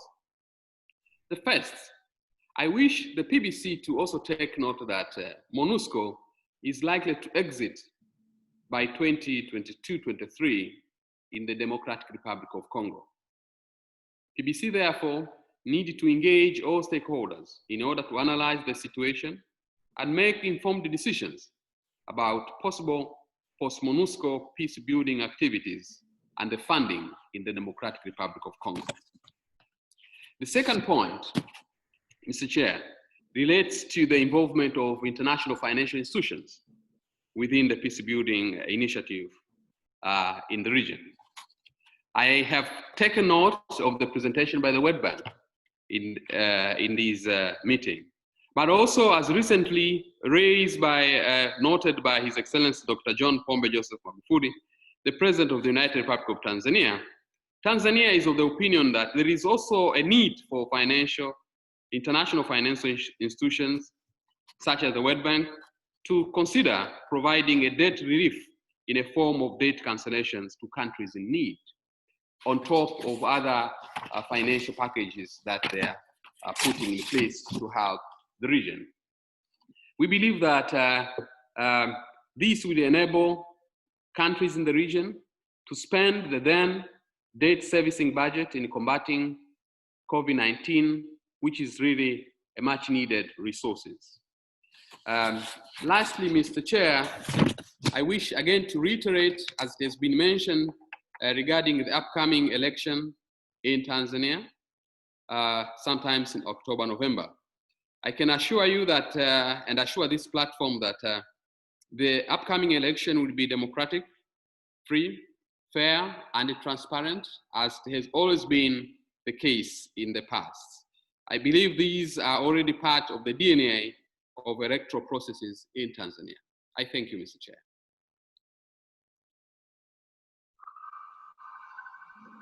Thank you very much, Kennedy. I now give the floor au chargé d'affaires de la République démocratique du Congo, l'ambassadeur Paul. You have the floor. Merci beaucoup, Monsieur l'ambassadeur Makande. I would like to thank you, President of the Peace Building Commission, for convening this meeting in this particular difficult time of fight against coronavirus, and on a subject that is very important for my country and for region, and also for thinking to associate my delegation to the meeting. Mr. President, the choice of this topic reflects your personal interests as well as your country, Canada, in favor of peace building in the Great Lake region. A region plagued by persistent insecurity and a humanitarian crisis that has lasted for more than 20 years following the activity of arms groups of different origin. Those arms groups attack not only elements of our armed forces, but also MONUSCO peacekeepers and the civilian population in order to undermine the effort made by the government for stability in my country and in the region. However, allow me in my turn, before continuing my remarks, to add my voice to those who speak before me, to offer our deep condolences to the government and people of Burundi for the loss of a great politician, His Excellency Pierre Nkurunziza, President for the Republic of Burundi.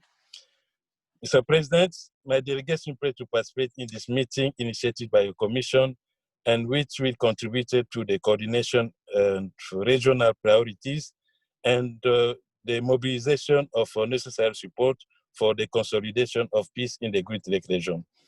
For my country, these priorities are of three kinds, namely security, humanitarian, and economic. On the security situation, many excellent initiatives have already been taken by the states of the region, the United Nations, and the international community to combat everything and for build peace, as many of my previous predecessors says.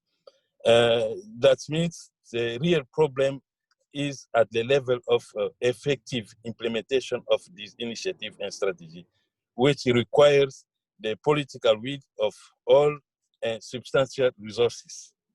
So this is an opportunity for my delegation to reiterate its appeal to the international community to support the spirit of the ongoing dialogue in the region to establish peace and security. In addition, also, I would like to ask the international community to support the implementation of MONUSCO mandates, also the Addis Ababa framework and its six-pillar strategic plan. By helping with the implementation designed to develop, increasing in the Great Lake region, the trade and commerce that's going to be restore the confidence within and between the states in the region. For his part, His Excellency Mr. Félix Antoine Tshisekedi Tshilombo, President of the DRC, had given his vision to change the situation and announced the measure that is taken to meet the challenges related to the peace and security in the DRC and the stability of the region. During the high-level meeting on the Addis Ababa Framework Agreement, held in the margin of the work of the 74th session of the General Assembly. Indeed, the order the parliamentary name, the worrying security situation, the president talked about the three possibility, of course, including the regional activation of the regional diplomacy. It is on the basis of his commitment that with the help of his peers in the region, the situation in the Great Lake region is experiencing a new dynamic, which is significantly contributed to easing of tension in the region.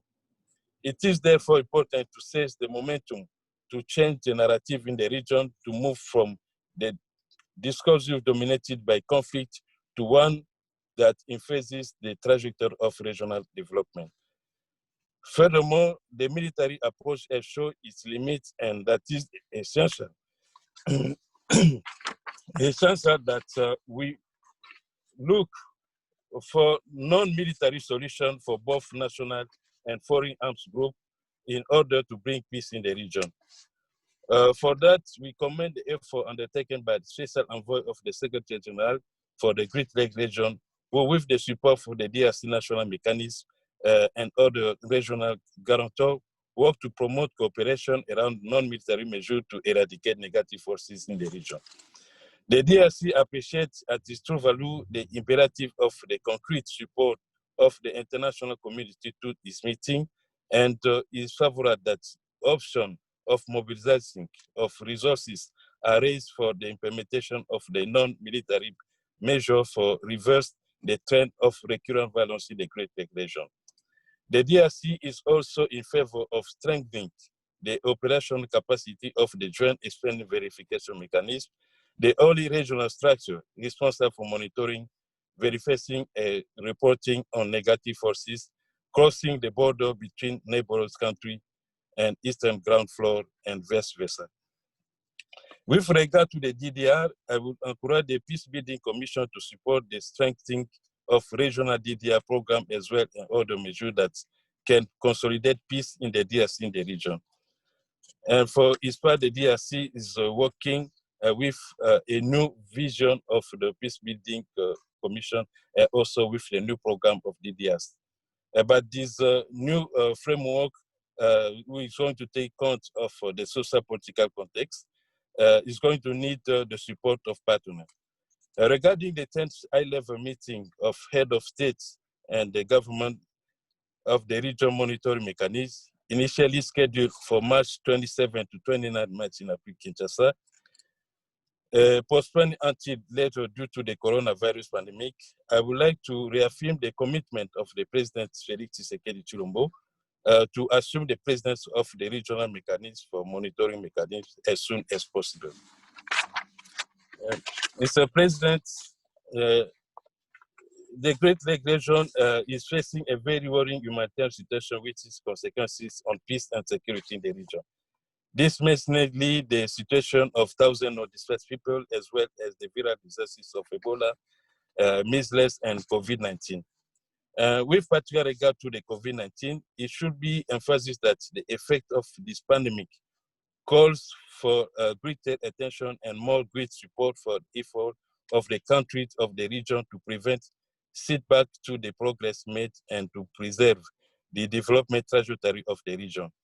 The situation therefore requires systemic attention to enable the implementation of the Sustainable Development Goal and all regional international initiatives. However, experience with the Ebola showed that beyond the financial difficulty faces by generally modest household, the company, they comply with the barrier measure. The security dimension must also be taken into account in the fights. My country appreciates the will which experienced on 2nd April by the representative of guarantor by inviting the financial institution, international organization, and partner to mobilize the resources to help region cope with the COVID-19 pandemic and progress towards stabilization and system development and support post-COVID-19 program. Mr. President, the region is also need cooperation and coordination of its economic and development action.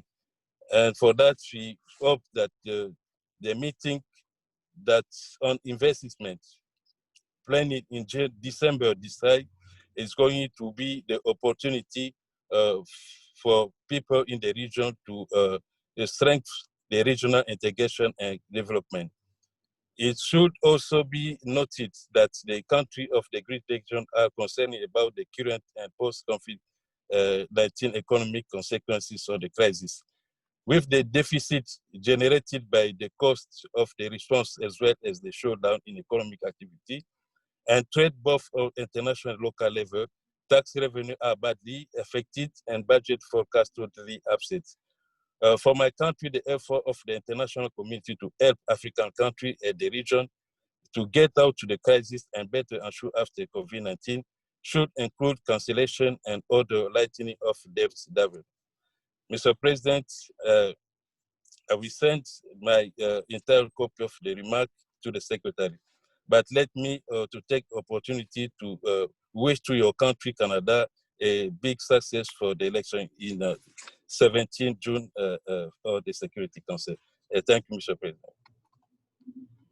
Thank you very much. Merci, Paul. Thank you very much for your kind words to Canada. We really appreciate the friendship of your country. Thank you very, very much. I now give the floor to our Assistant Secretary General, who's been very patient. So my friend, Oscar Fernandez-Taranco. So Oscar, you now have the floor, and my apologies. No. Thank you very much. Merci, Monsieur le Président. Before I say anything, I would really also like, as others have done, to offer my sincere condolences to Ambassador Shingiro and to the government and people of Burundi on the sudden passing of President Pierre Nkurunziza. Burundi, as you will recall, was the first country to engage with the then newly created Peacebuilding Commission and was the first country to benefit from the peacebuilding support all the way back in 2006. I wish to use this opportunity to reassure Ambassador Shingiro of PBSO's continued commitment to support the people of Burundi during this difficult time and in their quest for sustainable peace. I would also like to start by welcoming and congratulating the initiative of the PBC to convene this very timely meeting. This is, as others have said, the second time that the PBC has had the opportunity to discuss peace building and sustaining peace in this region. And we hope that we will not have to wait another 3 years to have the next meeting. As many of the briefers informed us today, and as much of the comments, clearly this shows the relevance and the value added of this particular platform in support of the member states of the region. Let me also very warmly thank our very good friend and colleague, Special Envoy Xia. We have been working with him and his team in a very collaborative and a very close manner to respond to the many requests coming from the member states. And also to thank the other very distinguished briefers for providing not just a comprehensive perspective on the ongoing situation and their efforts, but to actually, in this particular context, to share with us how they are all struggling and adapting their special programs right now to the challenges of COVID-19 and Ebola in their support to national and regional responses. I think that today's discussion on the Great Lakes, happening right after this very week where we had a discussion on the Central Africa region, and several weeks back where we had a discussion on West Africa and the Sahel, shows the very unique role of this commission that really, I think, is gaining momentum, is gaining importance, and is gaining much more relevance, especially because of its flexible method, and especially because this is the platform where we hear and we talk with the countries, listen to their national priorities, and see how we can connect their national priorities with the sub-regional dynamics and sub-regional priorities. We have seen today the call for coherent and coordinated socio-economic response. This is precisely what the Peace Building Commission was established to do. And it's not just about socio-economics. It's about how the social economic response is coordinated with the humanitarian response, with the peace and security response, with the development response, and the linkages, of course, to the work of the UN on human rights. I think it's extremely important because this is, as the Secretary General keeps imploring and suggesting, we need platforms of solidarity, we need platforms of support, and we need platforms of action. And this is what this Peace Building Commission is and can do and can support the member states. I am particularly pleased with how much emphasis was put today on the pivotal, on the key role of women in promoting regional cooperation in the region. Much of what the Peace Building Fund is doing is very much along those lines, and I'll come back to that later.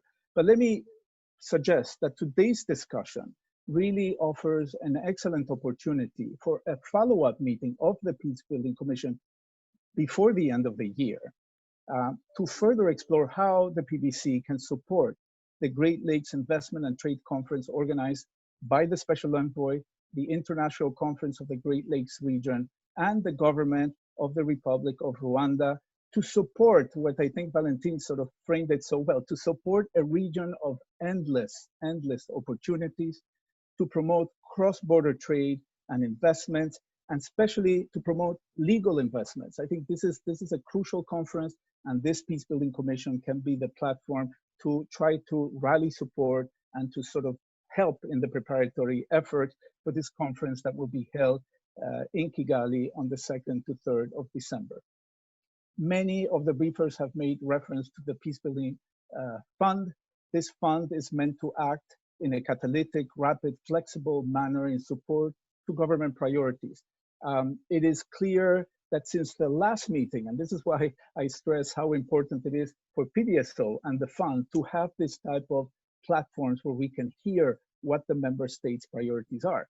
The 2017 meeting of the Great Lakes region in this particular format allowed the Peace Building Fund to rapidly escalate and to increase its programming on all the member states concerned by this region and this initiative. So for us, the debates that happen in the Peace Building Commission are also, if you will, marching orders for prioritizing Peace Building Fund investment. And I say in the case of the Great Lakes region, they have been particularly focused on this challenge of cross-border initiatives that actually seek to create social cohesion, that seek to enhance trade among local communities, that seek to expand and increase the role of the private sector, but equally important, to fight the proliferation of arms and illegal trafficking, to address issues of internal displacement and intercommunal violence, and last but not least, to put women at the heart of the response, women and youth as key drivers, as Ambassador Mulamula stated, not just as observers. Reference was made to the very innovative DDR programs that are cross-border and being supported in Rwanda and the DRC that literally have put women at the very heart of the DDR process. So I won't go into the details of that since it was referred to already by many of you. Let me also say that on the issue of women, peace, and security, this has become a central part of the Peace Building Fund. Last year, 40% of everything that we approved in the Peace Building Fund was geared to enhancing gender equality and gender empowerment. And all the projects we have in the Great Lakes region has that element of representation and empowerment of women peace builders. Last point is the issue of partnerships. We have been working very, very close and increasingly close with the World Bank. I am very, very happy with the update that Deborah provided us. One of the unintended consequences of this COVID-19 was that it got also in the way of what was meant to be, again, an innovative joint mission between ASG Bintou Keita, who heads the regional division for Africa in the Department of Political and Peacebuilding Affairs, our good friend Punk Bousquet, who heads the Fragility, Violence and Conflict division in the World Bank, and who this commission has heard repeatedly around the issues of the FCD strategy of the World Bank. We were going to have the joint vision together with SRSG, Leila Sherougi, and SRSG Shia, together with their teams, and as well as, of course, the local World Bank representative. And this joint mission was going to go to Eastern DRC to precisely see how to support national peace building and demobilization efforts. It was meant to actually accelerate additional funding to support these very important initiatives and to support the work of MONUSCO, but also to see how the cross-border dimensions of the work of the mission there could be tied in to this broader framework. The mission, unfortunately, had to be canceled because all the flights were being canceled. This was happening at the end of March, early April. But the good news is that we are going to be trying, under this arrangement, a virtual mission. So the same mission is going to happen virtually, and we will be sort of exploring this mechanism to consult the national, local, and communal authorities, our partners on the ground, to see how this partnership can translate in real time. And the last point is, through the Peace Building Fund, this new facility, we are now about to approve the deployment of a UN World Bank joint coordination and planning officer in Eastern DRC to see how the UN and the World Bank in Eastern DRC can better align and complement their ongoing program. Thank you very much, Marc-André, for giving me the opportunity just to come in before I need to skip to a meeting with the Secretary General. So thank you very much. And again, my lasting comment, let's not wait another 3 years to have another meeting on this format for this very, very important region. But we already agreed to have a meeting on women empowerment so very soon. So that's going to be done within 3 months for sure. So we need to go there. So the ambassador, thank you, Oscar. Let's go to my friend, Ambassador Idris Mohamed from Egypt. You have the floor. Bonjour. Good morning. Thank you for making PBC a constant dish on our daily menu. It's our daily breakfast these days, delicious breakfast. Thank you. Let me welcome the distinguished briefers and the previous speakers and thank them, and glad to listen and to see to my dear brother, Ambassador Zakhari, and all dear brothers and sisters who spoke. Let me also say that we are always caught on paradoxes as we are seeing positive developments and congratulating our dear brothers and sisters in Burundi for the successful election. So at the same time, fortunately, expressing our condolences to them for the death of and passing away of President Nkurunziza. Let me also, Marc-André, say that I think we maybe should not over blame COVID-19. COVID-19 definitely made our life miserable, but it was not rosy before COVID-19. And part of the challenges which we are facing, I think, also pertains to our shortcomings and not doing what we should have done before COVID-19 storm. At the same time, let me say that there are positive momentum in the Great Lakes region, and there is indeed a need for this positive momentum in the region.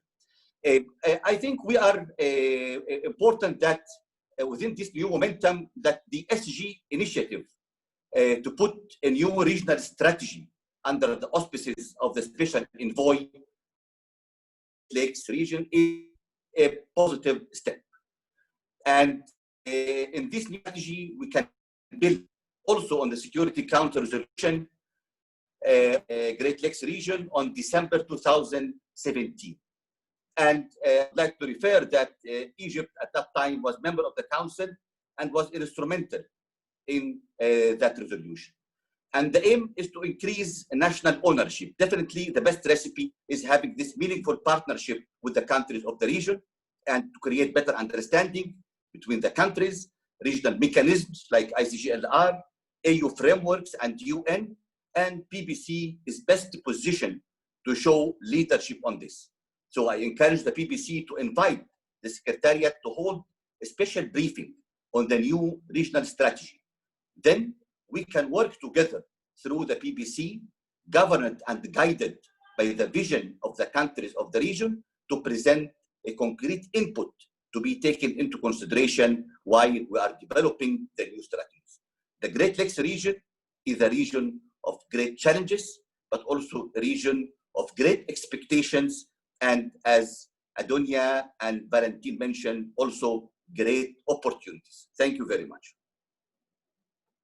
Thank you very much, Mohamed, and thank you for reminding us. I think your point about that's not overplay COVID-19 is a good one. So it is so thank you. Put things in perspective as usual. So let's now go to the chair of the Confederation of Burundi, my great friend, the PR and Ambassador Jörg Glauber. Thank you. Thank you, Mark. Thank you. Good morning, Excellencies, dear colleagues and friends. First of all, Marc-André, thank you very much for initiating this series of PBC meetings on the impact of the COVID pandemic on peace building. I really believe that at this point in particular, we need a very active, proactive, actually peace building commission. We need these exchanges amongst ourselves to identify how we best as member states can develop an effective and a coherent response to the pandemic and to the many challenges that are linked to this pandemic. And I agree, of course, with what Mohamed just said, but the pandemic really, I think, exacerbates these challenges. And we need to find a common response to that, a response that has an impact in the field. And we, as the Commission, should come up with some specific recommendation to this end, to the UN system. Mais tout d'abord, j'aimerais joindre vous tous et toutes pour exprimer au peuple burundais et à mon collègue et mon ami, l'ambassadeur Albert Shingiro, mais les sincères condoléances de la Suisse suite au décès de son Excellence le président Pierre Nkurunziza et notre profonde sympathie à la famille du défunt. Dans le cadre de mon mandat en tant que président de la configuration pour le Burundi de la CCP, le président Nkurunziza m'a reçu à plusieurs occasions afin de discuter des priorités de son pays pour la consolidation de la paix et la place de la coopération socio-économique dans l'ensemble des efforts pour la consolidation de la paix, notamment les perspectives pour les jeunes, était un thème récurrent dans nos échanges. Je garde de ces rencontres un souvenir très fort. Dear colleagues, socio-economic cooperation and the creation of opportunities for young people and for women have been the key theme in the briefings we heard today, and it was indeed a privilege and a great pleasure to listen to the briefers, many of whom I've had the chance to meet, to work with, many of whom have been key interlocutors for the PBC Burundi configuration, both during my visits to the country and in regular exchanges with a view to linking our respective efforts at different levels and in seeking complementarity in our engagements. In adopting a regional focus in some of its discussions, the PBC can, I'm convinced, it can amplify the efforts to leverage the contributions of regional organizations and initiatives to build and sustain peace. This engagement is crucial not only in the socio-economic realm, but for peace building in all its dimensions. Today's discussion, I believe, has made for a promising start to what will hopefully become a more regular conversation. Oscar mentioned it several times, I completely support it. A regular conversation on how to link our engagement at country level with regional initiatives and to use the PBC strategically to support regional dialogue and cooperation. Thank you very much, Andre. Jörg, I want to thank you. Thanks for your words. And I think it's probably maybe your last, we don't know yet, but maybe your last meeting of the Peace Building Commission. So no, it's not. Oh, so you're coming back. So that's fine. So then I'll keep my comments for your last meeting then. But because as Kennedy was coming in, Jörg is maybe going out. So so I just wanted to say thank you. And so we'll have a chance then to come back to you. So now I have we're going on the long list. So I ask speaker to be fairly brief, please, because of time. And I want you to know that this is a topic that was such interest that we went to, I think, 118 at the top participant, and we're still at 94 participants. So it just shows how the global international community is interested by the region and you know, to contribute and to try to support the region and trying to actually have a more sustainable and a future. So I'll go to Ireland, China, UK, UAE, South Africa, Morocco, South Korea, Japan, Sweden, and the European Union. Oh, sorry, I just heard that I missed the representative of Norway wanted to speak and was on the list before the EU. So I'll just so it's going to be Sweden, Norway, and the EU. So Brian from Ireland, please go.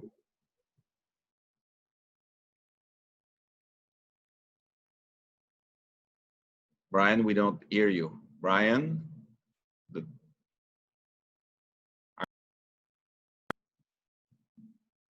Ireland, are you there? So we seem to have a problem with the communication with Ireland, or maybe Brian is not there, but then we'll go to actually Ambassador Yao from China. Thank you very much for being with us. Ambassador, you have the floor.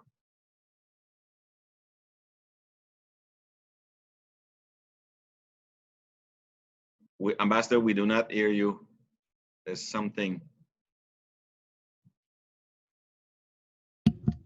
Okay, now we hear you. Thank you. Okay, thank you, Ambassador.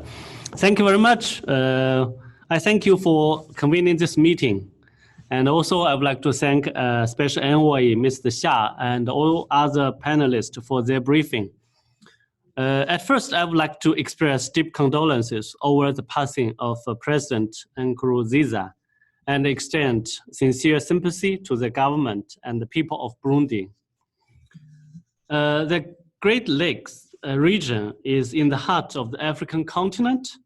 The region boasts abundant resources, vast territories, and huge development potentials. As Ambassador Yebe said, it is a land of opportunity. We totally agree with that. Recently, thanks to the joint efforts of regional leaders and the international community, the Great Lakes region has made many positive developments in its political and security situation. We applaud the hard-won progress.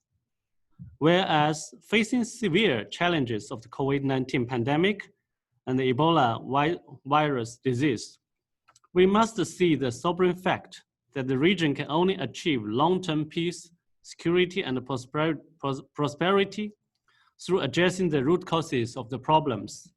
I would like to share 3 points with colleagues. First, the key to solve problems faced by the region lies in independent and sustainable development. Development should be a natural focus for peace building.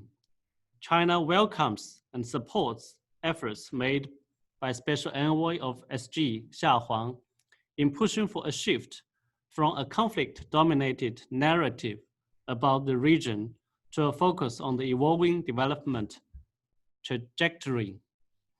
PBC and the international communities, including financial and development institutions, should vigorously support countries in the region in achieving economic and social development, especially in improving their capacity building.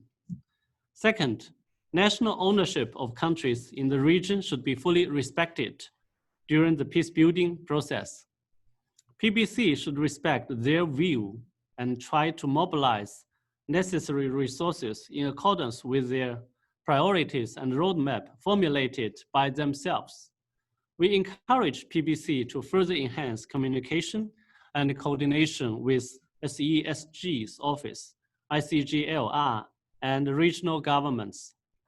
We look forward to the Great Lakes Investment and Trade Conference planned by SESG, the ICGLR, and Rwanda. Third, timely and effective assistance from international community is indispensable for countries in the region to tide over the COVID-19 pandemic and Ebola. Countries in the Great Lakes region are among the most vulnerable ones. International community should help to mobilize resources for the countries in the region, not only for fighting the pandemic, but also for reviving their economies. We appreciate contributions have been made by PBC, SESG's office, and the ICGLR to the region in combating both crises. China is also actively doing its own part. The Chinese medical team posted in the region is helping African people at the forefront. China also made a special donation of $90,000 to the Secretariat of ICGLR last month to fight the COVID-19 pandemic. We also offered our hands to countries in the region through bilateral channels by providing medical supplies, sharing experience, and assisting with commercial procurement. China will stay a strong supporter of African friends. I thank you, Mr. Chair. Thank you, Ambassador Yao. So I now go, I see that Brian is now back online. So Brian, Ireland, you have the floor. Thank you, and thanks for your resilience. Thank you, and I hope you can hear me now. Yes, we can. Great, and thank you for coming back to me. So firstly, just to join others in expressing deepest condolences to the people and government of Burundi on the passing of their president, a shock to us all. Thank you also to the briefers for their very interesting and detailed presentations, particularly struck by Ambassador Mulula's really passionate and inspiring call to all of us to keep inclusion of women in a meaningful way at the heart of what we're doing, and fully support her comments on that. Very interesting as well to hear the focus from briefers and from others on the need to focus on opportunities in the region. From our perspective, we welcome this meeting. We believe the international community really has to come together now and express solidarity with the countries of the Great Lakes region and deliver a coherent response in support of the efforts to contain the virus and save lives. We commend the measures that have already been taken by the countries in the region. As others have said already, COVID-19 risks exacerbating existing vulnerabilities and fragilities. And as we move to address immediate needs, we also need to bear in mind how we can mitigate the longer term socio-economic impact of this crisis. The economic and health impact of COVID-19, coupled with continuing Ebola outbreaks in the DRC, could have a destabilizing impact on the wider region.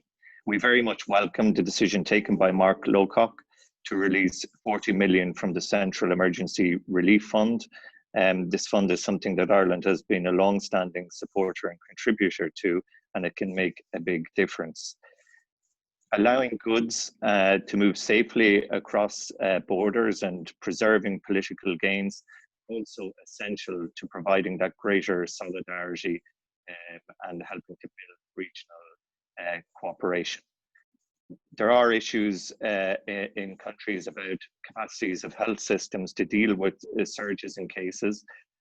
So it would be interesting maybe to hear a bit more about how agencies are working on the ground to try and help build and enhance resilience.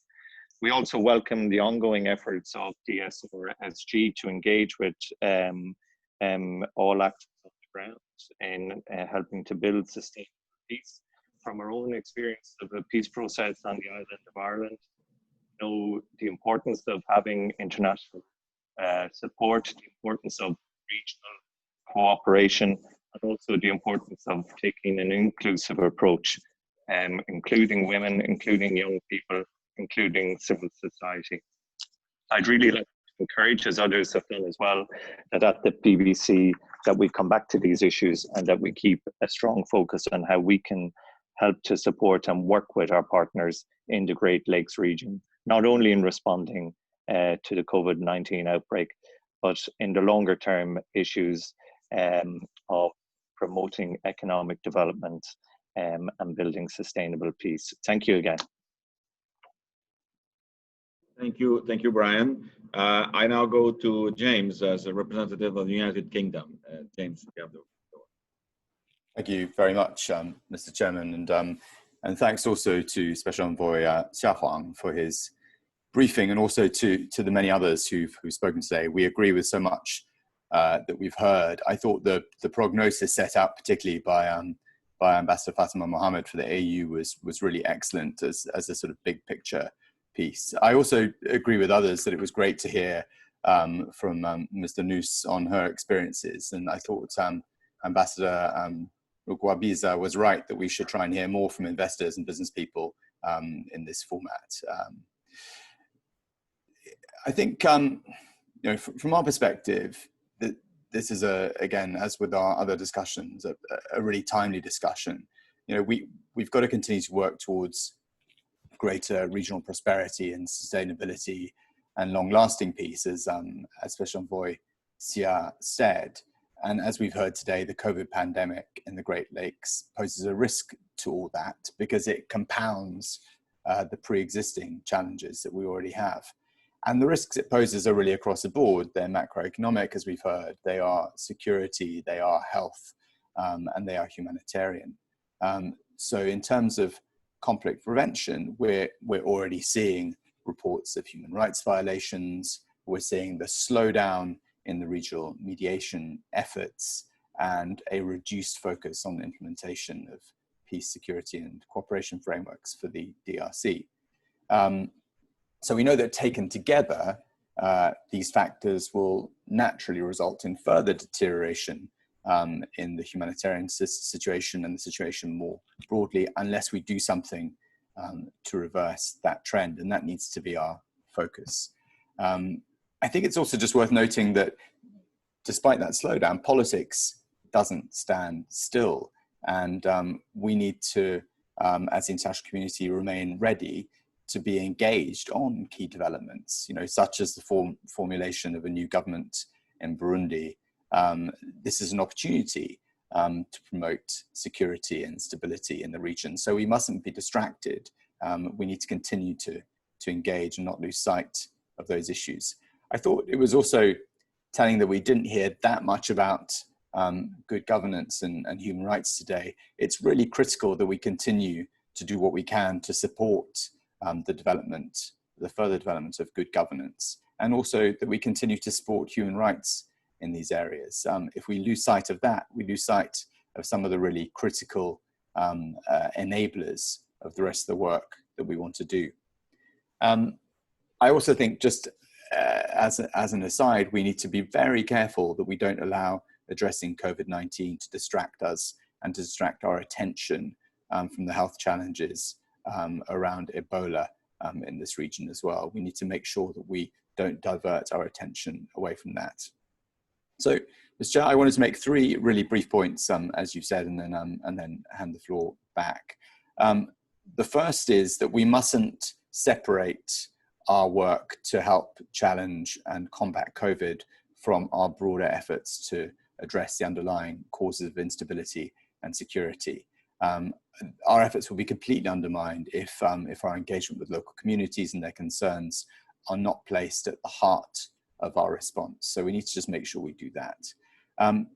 The second is, and we said this at the briefing to the Security Council, we absolutely commend Special Envoy Sia's efforts in championing the narrative shift for the region from one of conflict to one of development and economic integration. We've heard a lot about this today, but we've got to keep addressing the security concerns. That has to remain a priority.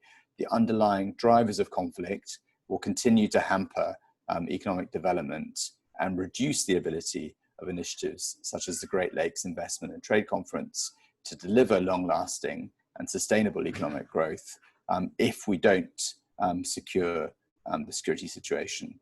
And third, we have to start planning now for how best to mitigate both the peak and the long-term socioeconomic impacts of COVID-19. We heard some of our speakers today say it's impossible to predict how this is going to develop. It may be impossible to predict it, but it's not impossible to model how it might develop and start to make plans accordingly. But we need data to do this, and we need to start modeling those possible outcomes with significant urgency now, so that we can start to prepare ourselves for what is to come, because we need to understand when the peak of COVID in the region might come and how to address the immediate threat, while in due course working out how we can rebuild better as the global impacts from the pandemic subsides. So that's where I think we should focus our efforts. Thank you very much, Mr. Chairman. Thank you, James. Thank you very much. Now I give the floor to the Deputy Permanent Representative of UAE. Amira, you have the floor. Yeah. Thank you, Ambassador. Dear colleagues, at the outset, I would like to thank the speakers and to commend the Special Envoy, Mr. Huang, for his tireless efforts to bring peace and stability to the region. The UAE also values the work of the Peace Building Commission, and we appreciate the opportunity to be participating in this important meeting. The UAE supports regional and international efforts to promote peace and prosperity in Africa. And the UAE, along with its numerous agencies, is keen to explore opportunities to foster development and mutually beneficial economic relations in the Great Lakes region. We believe that this approach will significantly support efforts to address the various socio-economic and political challenges in the region. As such, we hosted a meeting of several partners on March 1st, 2020, to build momentum for the Great Lakes Investment and Trade Conference. To that end, I would like to hear more about the desired outcomes of the Great Lakes Investment and Trade Conference that will be held in December 2020, and how might COVID-19 impact these outcomes, and how we can, as member states, contribute to achieving the desired results. Thank you. Thank you very much. Thanks for your comment. I now give the floor to the Deputy Permanent Representative of South Africa. Zoliza, you have the floor. Thank you, Ambassador Marc-Andre Blanchard, for calling this meeting. We would also like to thank and appreciate all the amazing briefers who spoke this morning. At the outset, we extend our condolences to the government and the people of Burundi on the untimely passing of President Pierre Nkurunziza. Mr. Chairperson, as part of the 2020 Peace Building Architecture Review, yesterday, South Africa, the African Union and Accord co-hosted an Africa regional consultation entitled Sustaining Peace in Africa, Local Capacities for Peace, which included the participation of the United Nations. One of the issues discussed at that meeting was the importance of ensuring coherent and coordinated support to regional peace-building priorities in the African continent. In this regard, the presence of the UN in the form of peacekeeping missions, special political missions, and regional offices were perceived as vital in providing support to countries and regions in order to prevent the continuation and the recurrence of conflict by also primarily addressing the drivers and the root causes of instability. The key message conveyed in the meeting yesterday was the need to do more on prevention through peace-building efforts. This assertion resonates with the proactive approach undertaken by the Peace-Building Commission, as well as the Office of the Special Envoy for the Great Lakes region, in implementing the Great Lakes Regional Strategic Framework, which we see as a valuable contribution to building a stable post-conflict environment and in fulfilling the international community's obligations under the Peace, Security, and Cooperation Framework for the DRC and the region as a whole. South Africa therefore aligns with an approach that enhances the socio-economic development prospects of the region as encapsulated in the 6 pillars of the Great Lakes Framework. The success of the implementation of the Great Lakes Framework is contingent on the availability of resources. Peace-building activities by their nature require adequate, predictable, and sustainable resources. We thus encourage the Peace-Building Commission and the international community to provide the necessary support in this regard. We are pleased to learn that the much anticipated Great Lakes Investment and Trade Conference is scheduled to take place in December 2020. This conference should unlock the potential of the region and change the narrative to that of an economic development hub as envisioned by the Special Envoy of the Secretary General. South Africa looks forward to participating in this conference. In conclusion, we view this economic development trajectory in the Great Lakes as vital, particularly as the world grapples with these adverse effects of the COVID-19 pandemic. Despite this, the Great Lakes region continues to face threats posed by the Ebola virus, which remains an issue of great concern to peace and security, as well as to overall development prospects. The situation therefore requires sustained attention and innovative solutions at the national, regional, and continental level. I thank you, Mr. Chairman. Thank you very much. I thank you for your comments, and I now give the floor to la représentante de la Belgique, s'il vous plaît. Merci, Monsieur le Président. First of all, I want to thank all the briefers for this very new and interesting exchange of the Peace-Building Commission with regard to the Great Lakes. I think it's indeed a welcome addition to our 6 monthly discussions of the region in the United Nations Security Council. So, but please allow me first to offer Belgium's sincere condolences to the government and the people of Burundi on the sudden passing of President Nkurunziza. We extend our deepest sympathy to the family of the late president.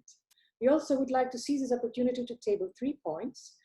The first one is that the UN Great Lakes Regional Strategic Framework and the Peace, Security and Cooperation Framework continue to form the basis of UN's daily engagement in the Great Lakes region.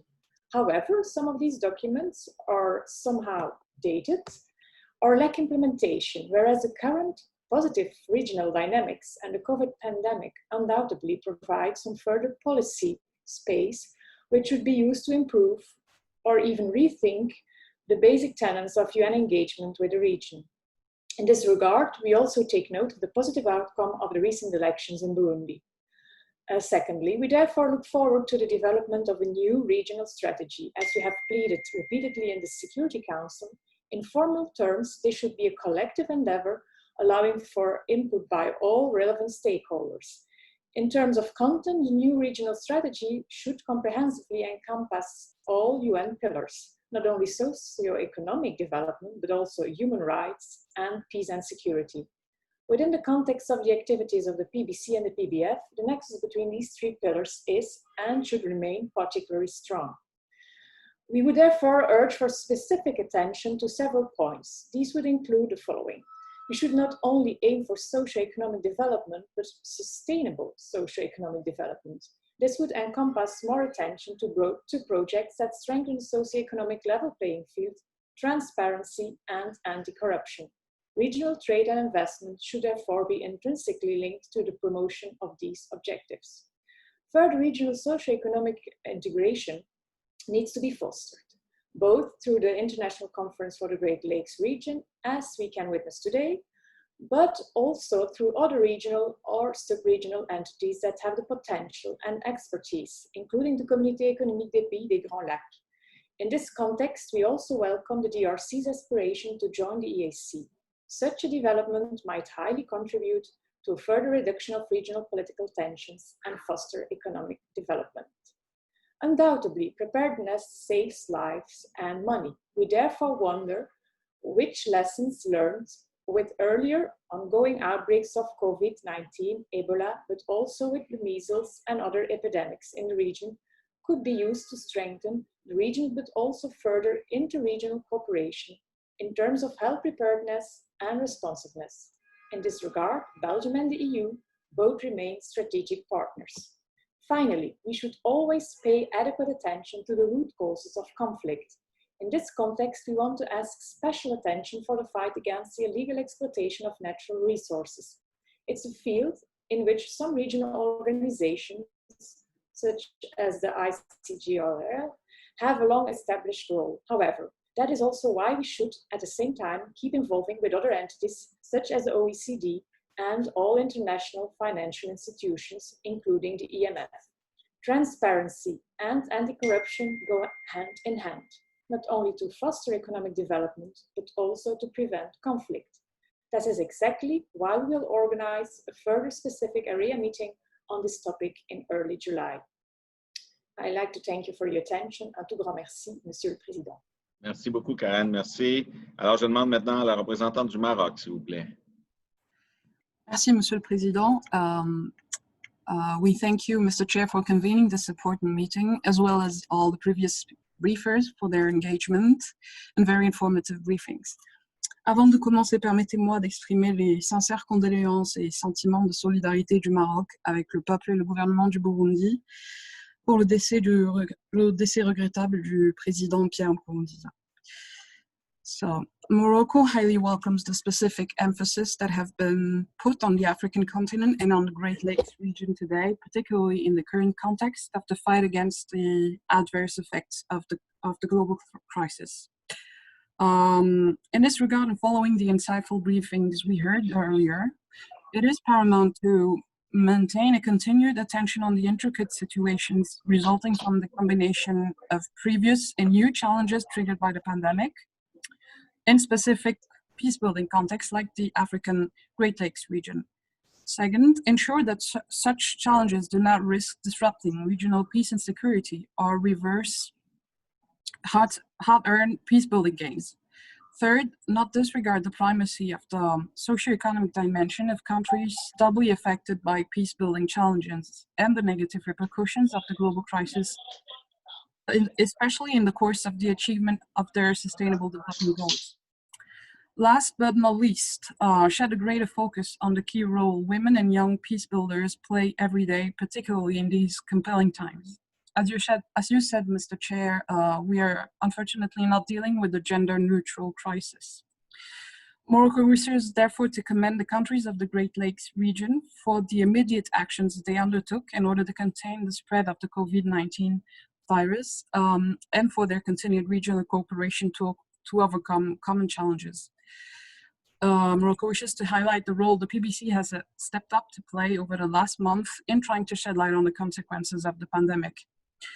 In the specific context of the Great Lakes region, the PBC is called to play a key role, namely in support of the governments of the region, the International Conference on the Great Lakes region, and in more specific terms, the PBC can further focus on development approach to the peace and security issues, provide a platform to the countries of the region to engage the international community and to advocate for the support in addressing the multifaceted threats and challenges, and mobilizing resources to attract business and investments in the Great Lakes region.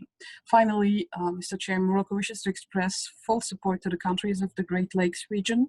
We remain committed to their peace building and sustaining peace processes, whether through the PBC or on the bilateral and regional levels. I thank you, Mr. Chair. Merci, la représentante du Maroc. Et maintenant, I'm asking the Deputy Permanent Representative of Korea, please. Thank you, Mr. Chair. I would also like to join other colleagues in expressing my sincere condolences to the government and the people of Burundi on the sudden passing of His Excellency Pierre Nkurunziza, President of the Republic of Burundi. I take this opportunity to appreciate the leadership of the Burundi Configuration Chair of the PBC in announcing the timely statement of condolences. Ever since the PBC started to engage in the Great Lakes region in November 2017 during our country's PBC presidency, there have been multiple positive developments related to the region's political stabilization. Indeed, the Great Lakes can be referred to as an exemplary case of peace building. In this regard, the PBC's regional engagement contributed to the enhancement of peace building and development nexus. Mr. Chair, I listened carefully to the presentation by the briefers and found they all commonly recognize the importance of cross-border trade, commerce, and investment in the region. In this regard, we especially welcome the SCSG's effort in supporting greater economic integration by organizing the Great Lakes Investment and Trade Conference at the end of this year. At the same time, I heard from the briefers that many of the economic activities in the region are disrupted. I'm a bit alarmed when I came to know the conference that I mentioned above was also postponed from March to December due to the travel restriction caused by COVID-19. I think emergency measures designed to tackle COVID-19, if deemed necessary, must be targeted, proportionate, and temporary, and do not create unnecessary interference to international traffic and trade. We also need to do our best to permit essential travel for business and humanitarian aid as exception to travel restriction. Based on the belief that we can collectively overcome the common challenge of COVID-19 only through multilateralism, Korea is participating in the global response to support African countries, including the Great Lakes region. In cooperation with WHO and African Centers for Disease Control and Prevention, Korea is actively supporting the response to COVID-19 in Africa, contributing $11 million worth of test kits and masks. To the WHO, Korea is contributing the test kit to 30 more African countries, and with the cooperation of African CDC, we are distributing an additional 2 million masks. Mr. Before I conclude, I would like to ask a question to the briefers, including Special Envoy of Secretary General, Mr. Xia Huang. Do you think that transport restriction due to the COVID-19 can cause cross-border problems in the Great Lakes? And do you think this kind of transport restriction due to COVID-19 can cause another delay of the conference that you are organizing for promoting regional, the commerce, trade, and investment in the Great Lakes?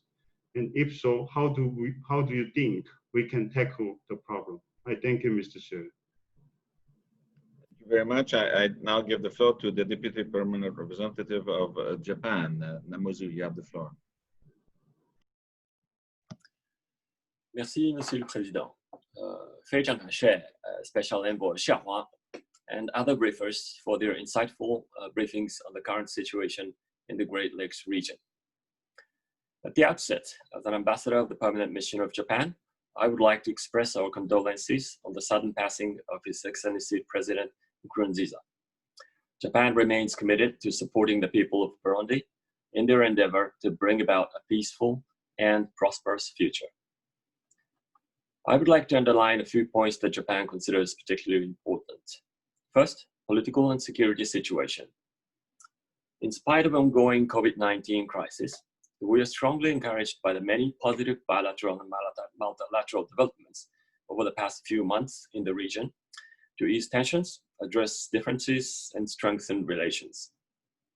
Japan welcomes especially the efforts made towards normalization relations between Rwanda and Uganda. We commend the mediation efforts of Angola and the DRC to this end. Japan also commends mediation efforts by the Republic of Congo as chair of the International Conference of the Great Lakes region to ease the strained relations between the DRC and Zambia. On the other hand, it is true that many challenges still remain. Japan is seriously concerned by the recent development in the Eastern DRC as reported by OHCHR on 5th of June. Addressing the root causes of long-standing insecurity and humanitarian crisis, including proper management of small and light weapons and natural resources, is essential. Promotion of socio-economic development is no less important.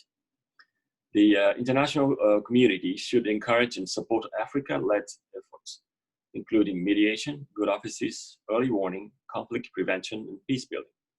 Japan will continue its support for these initiatives under the banner of New Approach for Peace and Stability in Africa, or NAPSA. Second, cross-border trade and investment. Strengthening economic relations and promoting cross-border trade and investment will have positive effects on conflict prevention and on peace and stability in the region. We're very encouraged by recent progress made in this area since the signing of the Peace, Security and Cooperation Framework in 2013. Japan supports regional initiatives to promote cross-border trade. In cooperation with NEPAD, Japan promotes the introduction of one-stop border posts, which allow customs clearance services to become more efficient. One concrete example is the project of rehabilitate the Rusumo International Bridge, which links Rwanda and Tanzania. Replacing the previous single-lane bridge and renovating the broader border customs facilities. This project has contributed to dramatic reductions in customs clearance times and has increased traffic and trade volumes in the Eastern African region. Last but not least, COVID-19. I would like just to underline that the spread of COVID-19 could cause a serious human security crisis, threaten peace and stability, and devastate the region's fragile economy. We need increased solidarity. Japan spares no effort and stands with the people of the Great Lakes region. Thank you, Mr. Chair. Thank you very much. I will now go to the Deputy Permanent Representative of Sweden. Magnus, you have the floor. If you could be brief, that would help us a lot because we're getting to the end. Thank you, Chair. I would first like to, on behalf of the Swedish government, to express our condolences to the people and government of Burundi on the recent passing of President Nkurunziza. Sweden welcomes this important discussion on peace building in the Great Lakes region and would like to thank the presenters for their excellent contributions. We also align ourselves with the statement to be given by the European Union. COVID-19 brings yet another serious challenge to the region. The cost of the pandemic, of course, will be measured in the loss of life and socioeconomic setbacks. And Sweden supports, therefore, the call by Special Envoy Xi on the international community to support countries in the region in a sustainable, inclusive, and stable recovery. The outbreak of Ebola in Western DRC remains a concern. However, these challenges must not distract us from continuing our peace-building efforts across the region. We've also seen some positive developments in the region, and we're encouraged by the peaceful political transition in the DRC, the enhanced participation of women in regional elections, the normalization of relations between Uganda and Rwanda, formation of unity government in South Sudan, and the diplomatic settlement of the border dispute between DRC and Zambia. We're looking forward to peaceful transfer of power after the presidential and legislative elections in Burundi. The PBC plays an important role as a platform for dialogue, and its activities in support of peace-building priorities in Burundi, including the strengthening of democracy, gender equality, and respect for human rights, are important and should continue. We underline the importance of deepened partnerships between the UN, the World Bank, the IMF, the African Union, and the European Union in conflict prevention and sustaining peace in Burundi and across the region. And we would also like to recognize the really important role of the Peace Building Fund as a rapid, flexible, and catalytic instrument in Burundi and elsewhere in the region. Chair, let me just close by underlining the importance of initiatives focused on supporting women as key actors in the social and economic recovery in the region. Assistance to women in agriculture will mitigate malnutrition resulting from decrease in agricultural production. It will help by helping women engaged in cross-border trade. It will strengthen economies and ties across the region. I can only agree with Ambassador Mula Mula that women, peace and security agenda should be fully integrated into regional peace-building efforts. And I welcome your readiness to convene a follow-up meeting to continue the important discussion on women's empowerment. Thank you so much.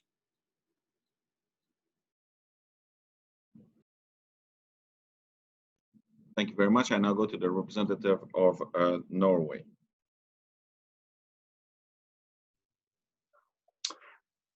Thank you very much, Chair, and thanks to the briefers. First, let me express our sincere condolences to the people and the government of Burundi. And then the international community must continue to support peace-building efforts in the Great Lakes region. We should maintain long-term development assistance and ensure humanitarian access.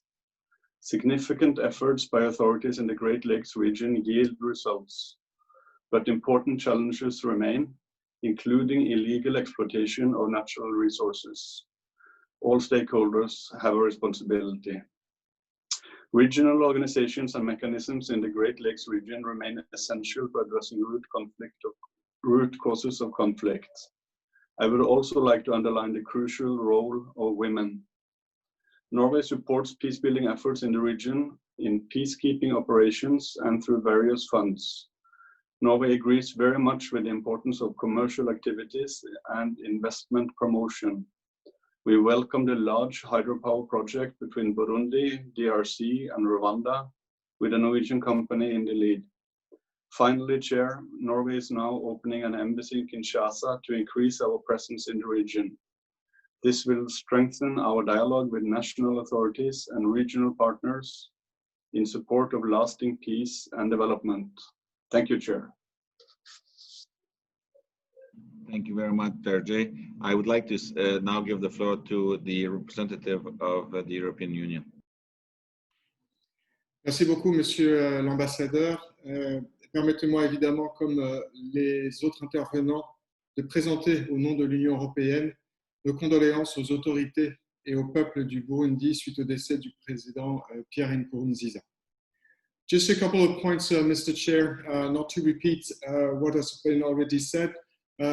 Congratulations once again for the role of the PBC in convening this meeting at the time when COVID-19 is impacting the Great Lake regions to a forceful grade.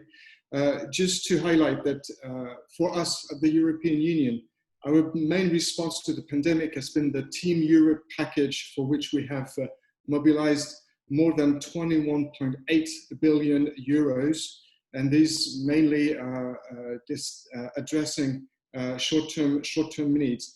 But I'd like to also highlight the fact that we are present in the Great Lakes region with already some projects, and we have already started to adapt them to respond to the pandemics. As an illustration, our peace and security projects in the Great Lakes have been particularly adapted to answer to the gender-based violence and the disarmament and DDR elements to contribute to the response. And we are happy to propose with this project a framework for exchanges between the Minister of Health of the ICGLR region. Second thing that's been mentioned also by the representative of South Korea, our one-stop border project has been also amended to take into account the COVID-19. Our flagship project, Ruzizi 3, is also contributing to regional peace and security. And in general, and let me conclude with that, we remain, of course, firmly attached to the peace and security cooperation framework for the DRC. And we look forward to the new regional strategy to be elaborated by the special envoy. And we would like to pay some more attention to the economic dimension and also a broad, comprehensive approach, including the political dimension, the human rights, and orientation towards sustainable economic development. And it goes without saying that the European Union remains a strong support of the ICGLR in the region as a key regional oversight body for the peace and security cooperation framework. I conclude with that, and I thank you for your attention. Thank you. Thank you very much. Now, that closes the list of member states and representatives who wanted to speak. Now we're beyond our time, but what I'll do, I want to hear from the briefers, so I think we all want to, but I'll ask the briefer the impossible task of thinking how they're gonna do it all in approximately 90 seconds or 2 minutes each at the most. And I'll be forced to be impolite on this because we need to finish by 12:15. We have a hard stop at 12:15. So I'll go first, and I'll do it in reverse order. I'll start with Ambassador Moula Moula. You have 2 minutes. Thank you very much, Chair Koza.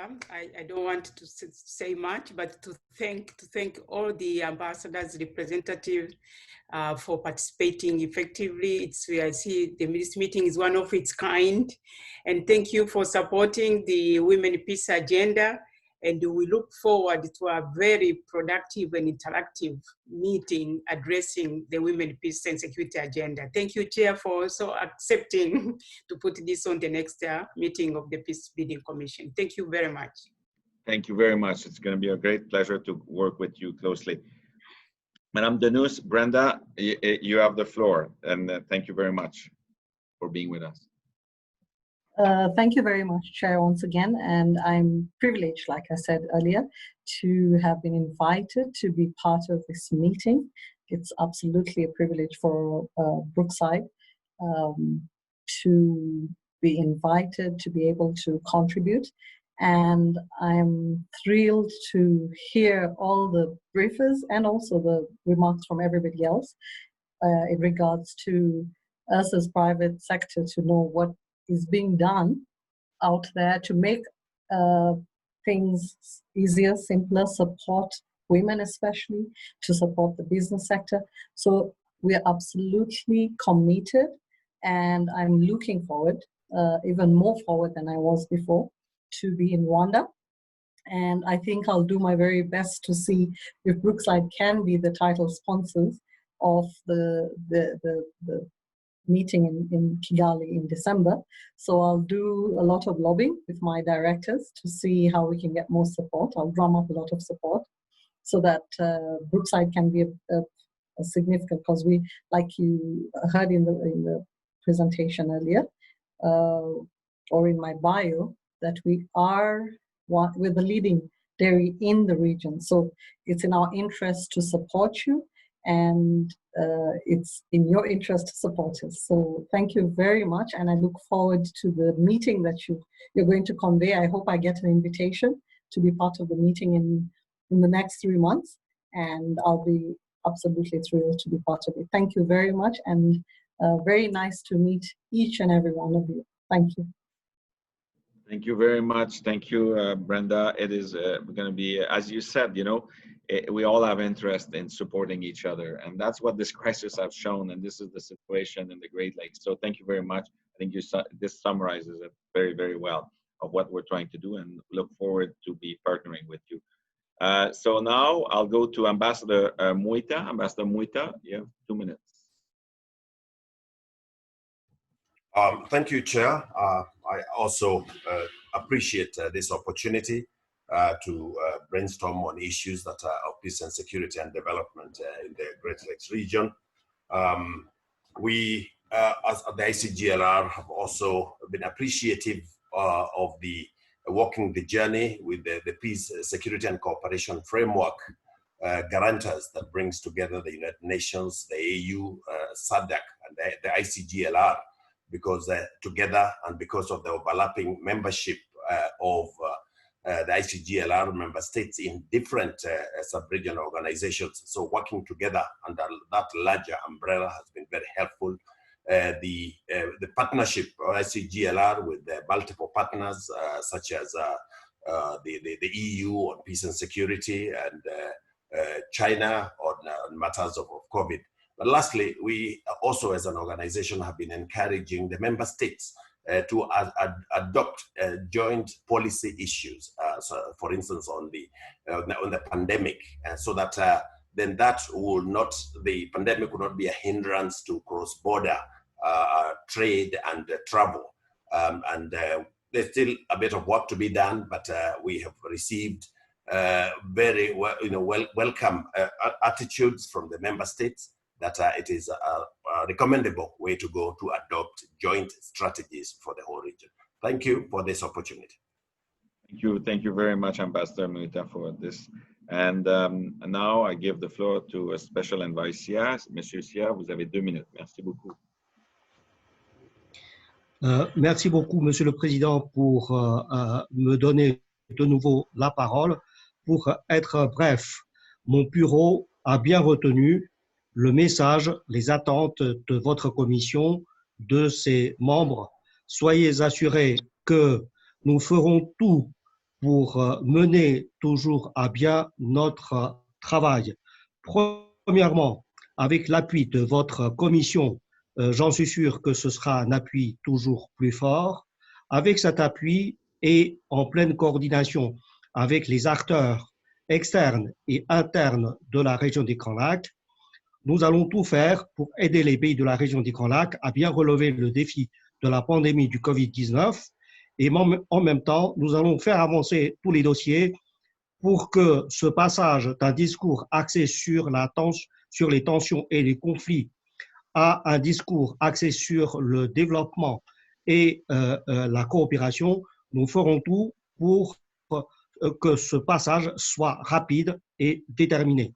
Deuxièmement, dans toutes nos activités, nous ferons tout pour assurer une meilleure participation, une meilleure implication des femmes, de la jeunesse et de la société civile. Troisièmement, nous ferons tout pour que la conférence de Kigali soit une réussite totale. Nous espérons bien que d'ici là, avant la fin de l'année, la pandémie est déjà derrière la région des Grands Lacs. Sinon, c'est l'objectif, c'est-à-dire tout faire pour assurer une réussite de cette conférence. Et quatrièmement, effectivement, mon bureau travaille sur une stratégie de la région des Grands Lacs. Je peux vous assurer que c'est un processus ouvert, basé sur une bonne écoute de tous les acteurs. L'objectif, c'est de faire un bilan des actions déjà faites pour voir comment améliorer le travail des Nations Unies pour mieux accompagner, mieux appuyer les pays de la région des Grands Lacs. Dans toutes ces activités, soyez assurés que nous serons toujours prêts à bien écouter, à bien suivre les orientations que la Commission et ses membres voudraient bien nous donner. Merci, Monsieur le Président. Merci, Mr. Sia. Merci beaucoup. So for those of you who I'll just make a quick translation of the special envoys. Actually, it's a great way to close the meeting. Actually, he said that his office understands very well the objectives and the expectations of what was expressed today, that he took great notes, and that he wants to work in a partnership spirit with all of the partners of the Great Lakes. He had noted 4 main points. The first one is that he wants to mention that he wants to support going from an environment of where we had focus on conflicts to more focusing on development and cooperation. The second point, he wants to enhance the involvement of women, young, and civil society in everything he's doing in the Great Lake regions. And the third, he wants to be a partner and a strong partner to ensure the success of the Kigali meeting in later this year. And fifth, that he wants to underline that the process that he's going through at within his work for the Secretary General is a very open process, that actually he wants to do the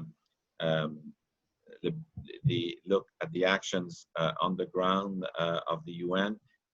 He wants to, what he's working on is actually to do a kind of document or work that will outline all of the actions that are done on the ground to ensure that people are aware and that it can enhance the quality of the work of the all of UN on the ground for the Great Lake region.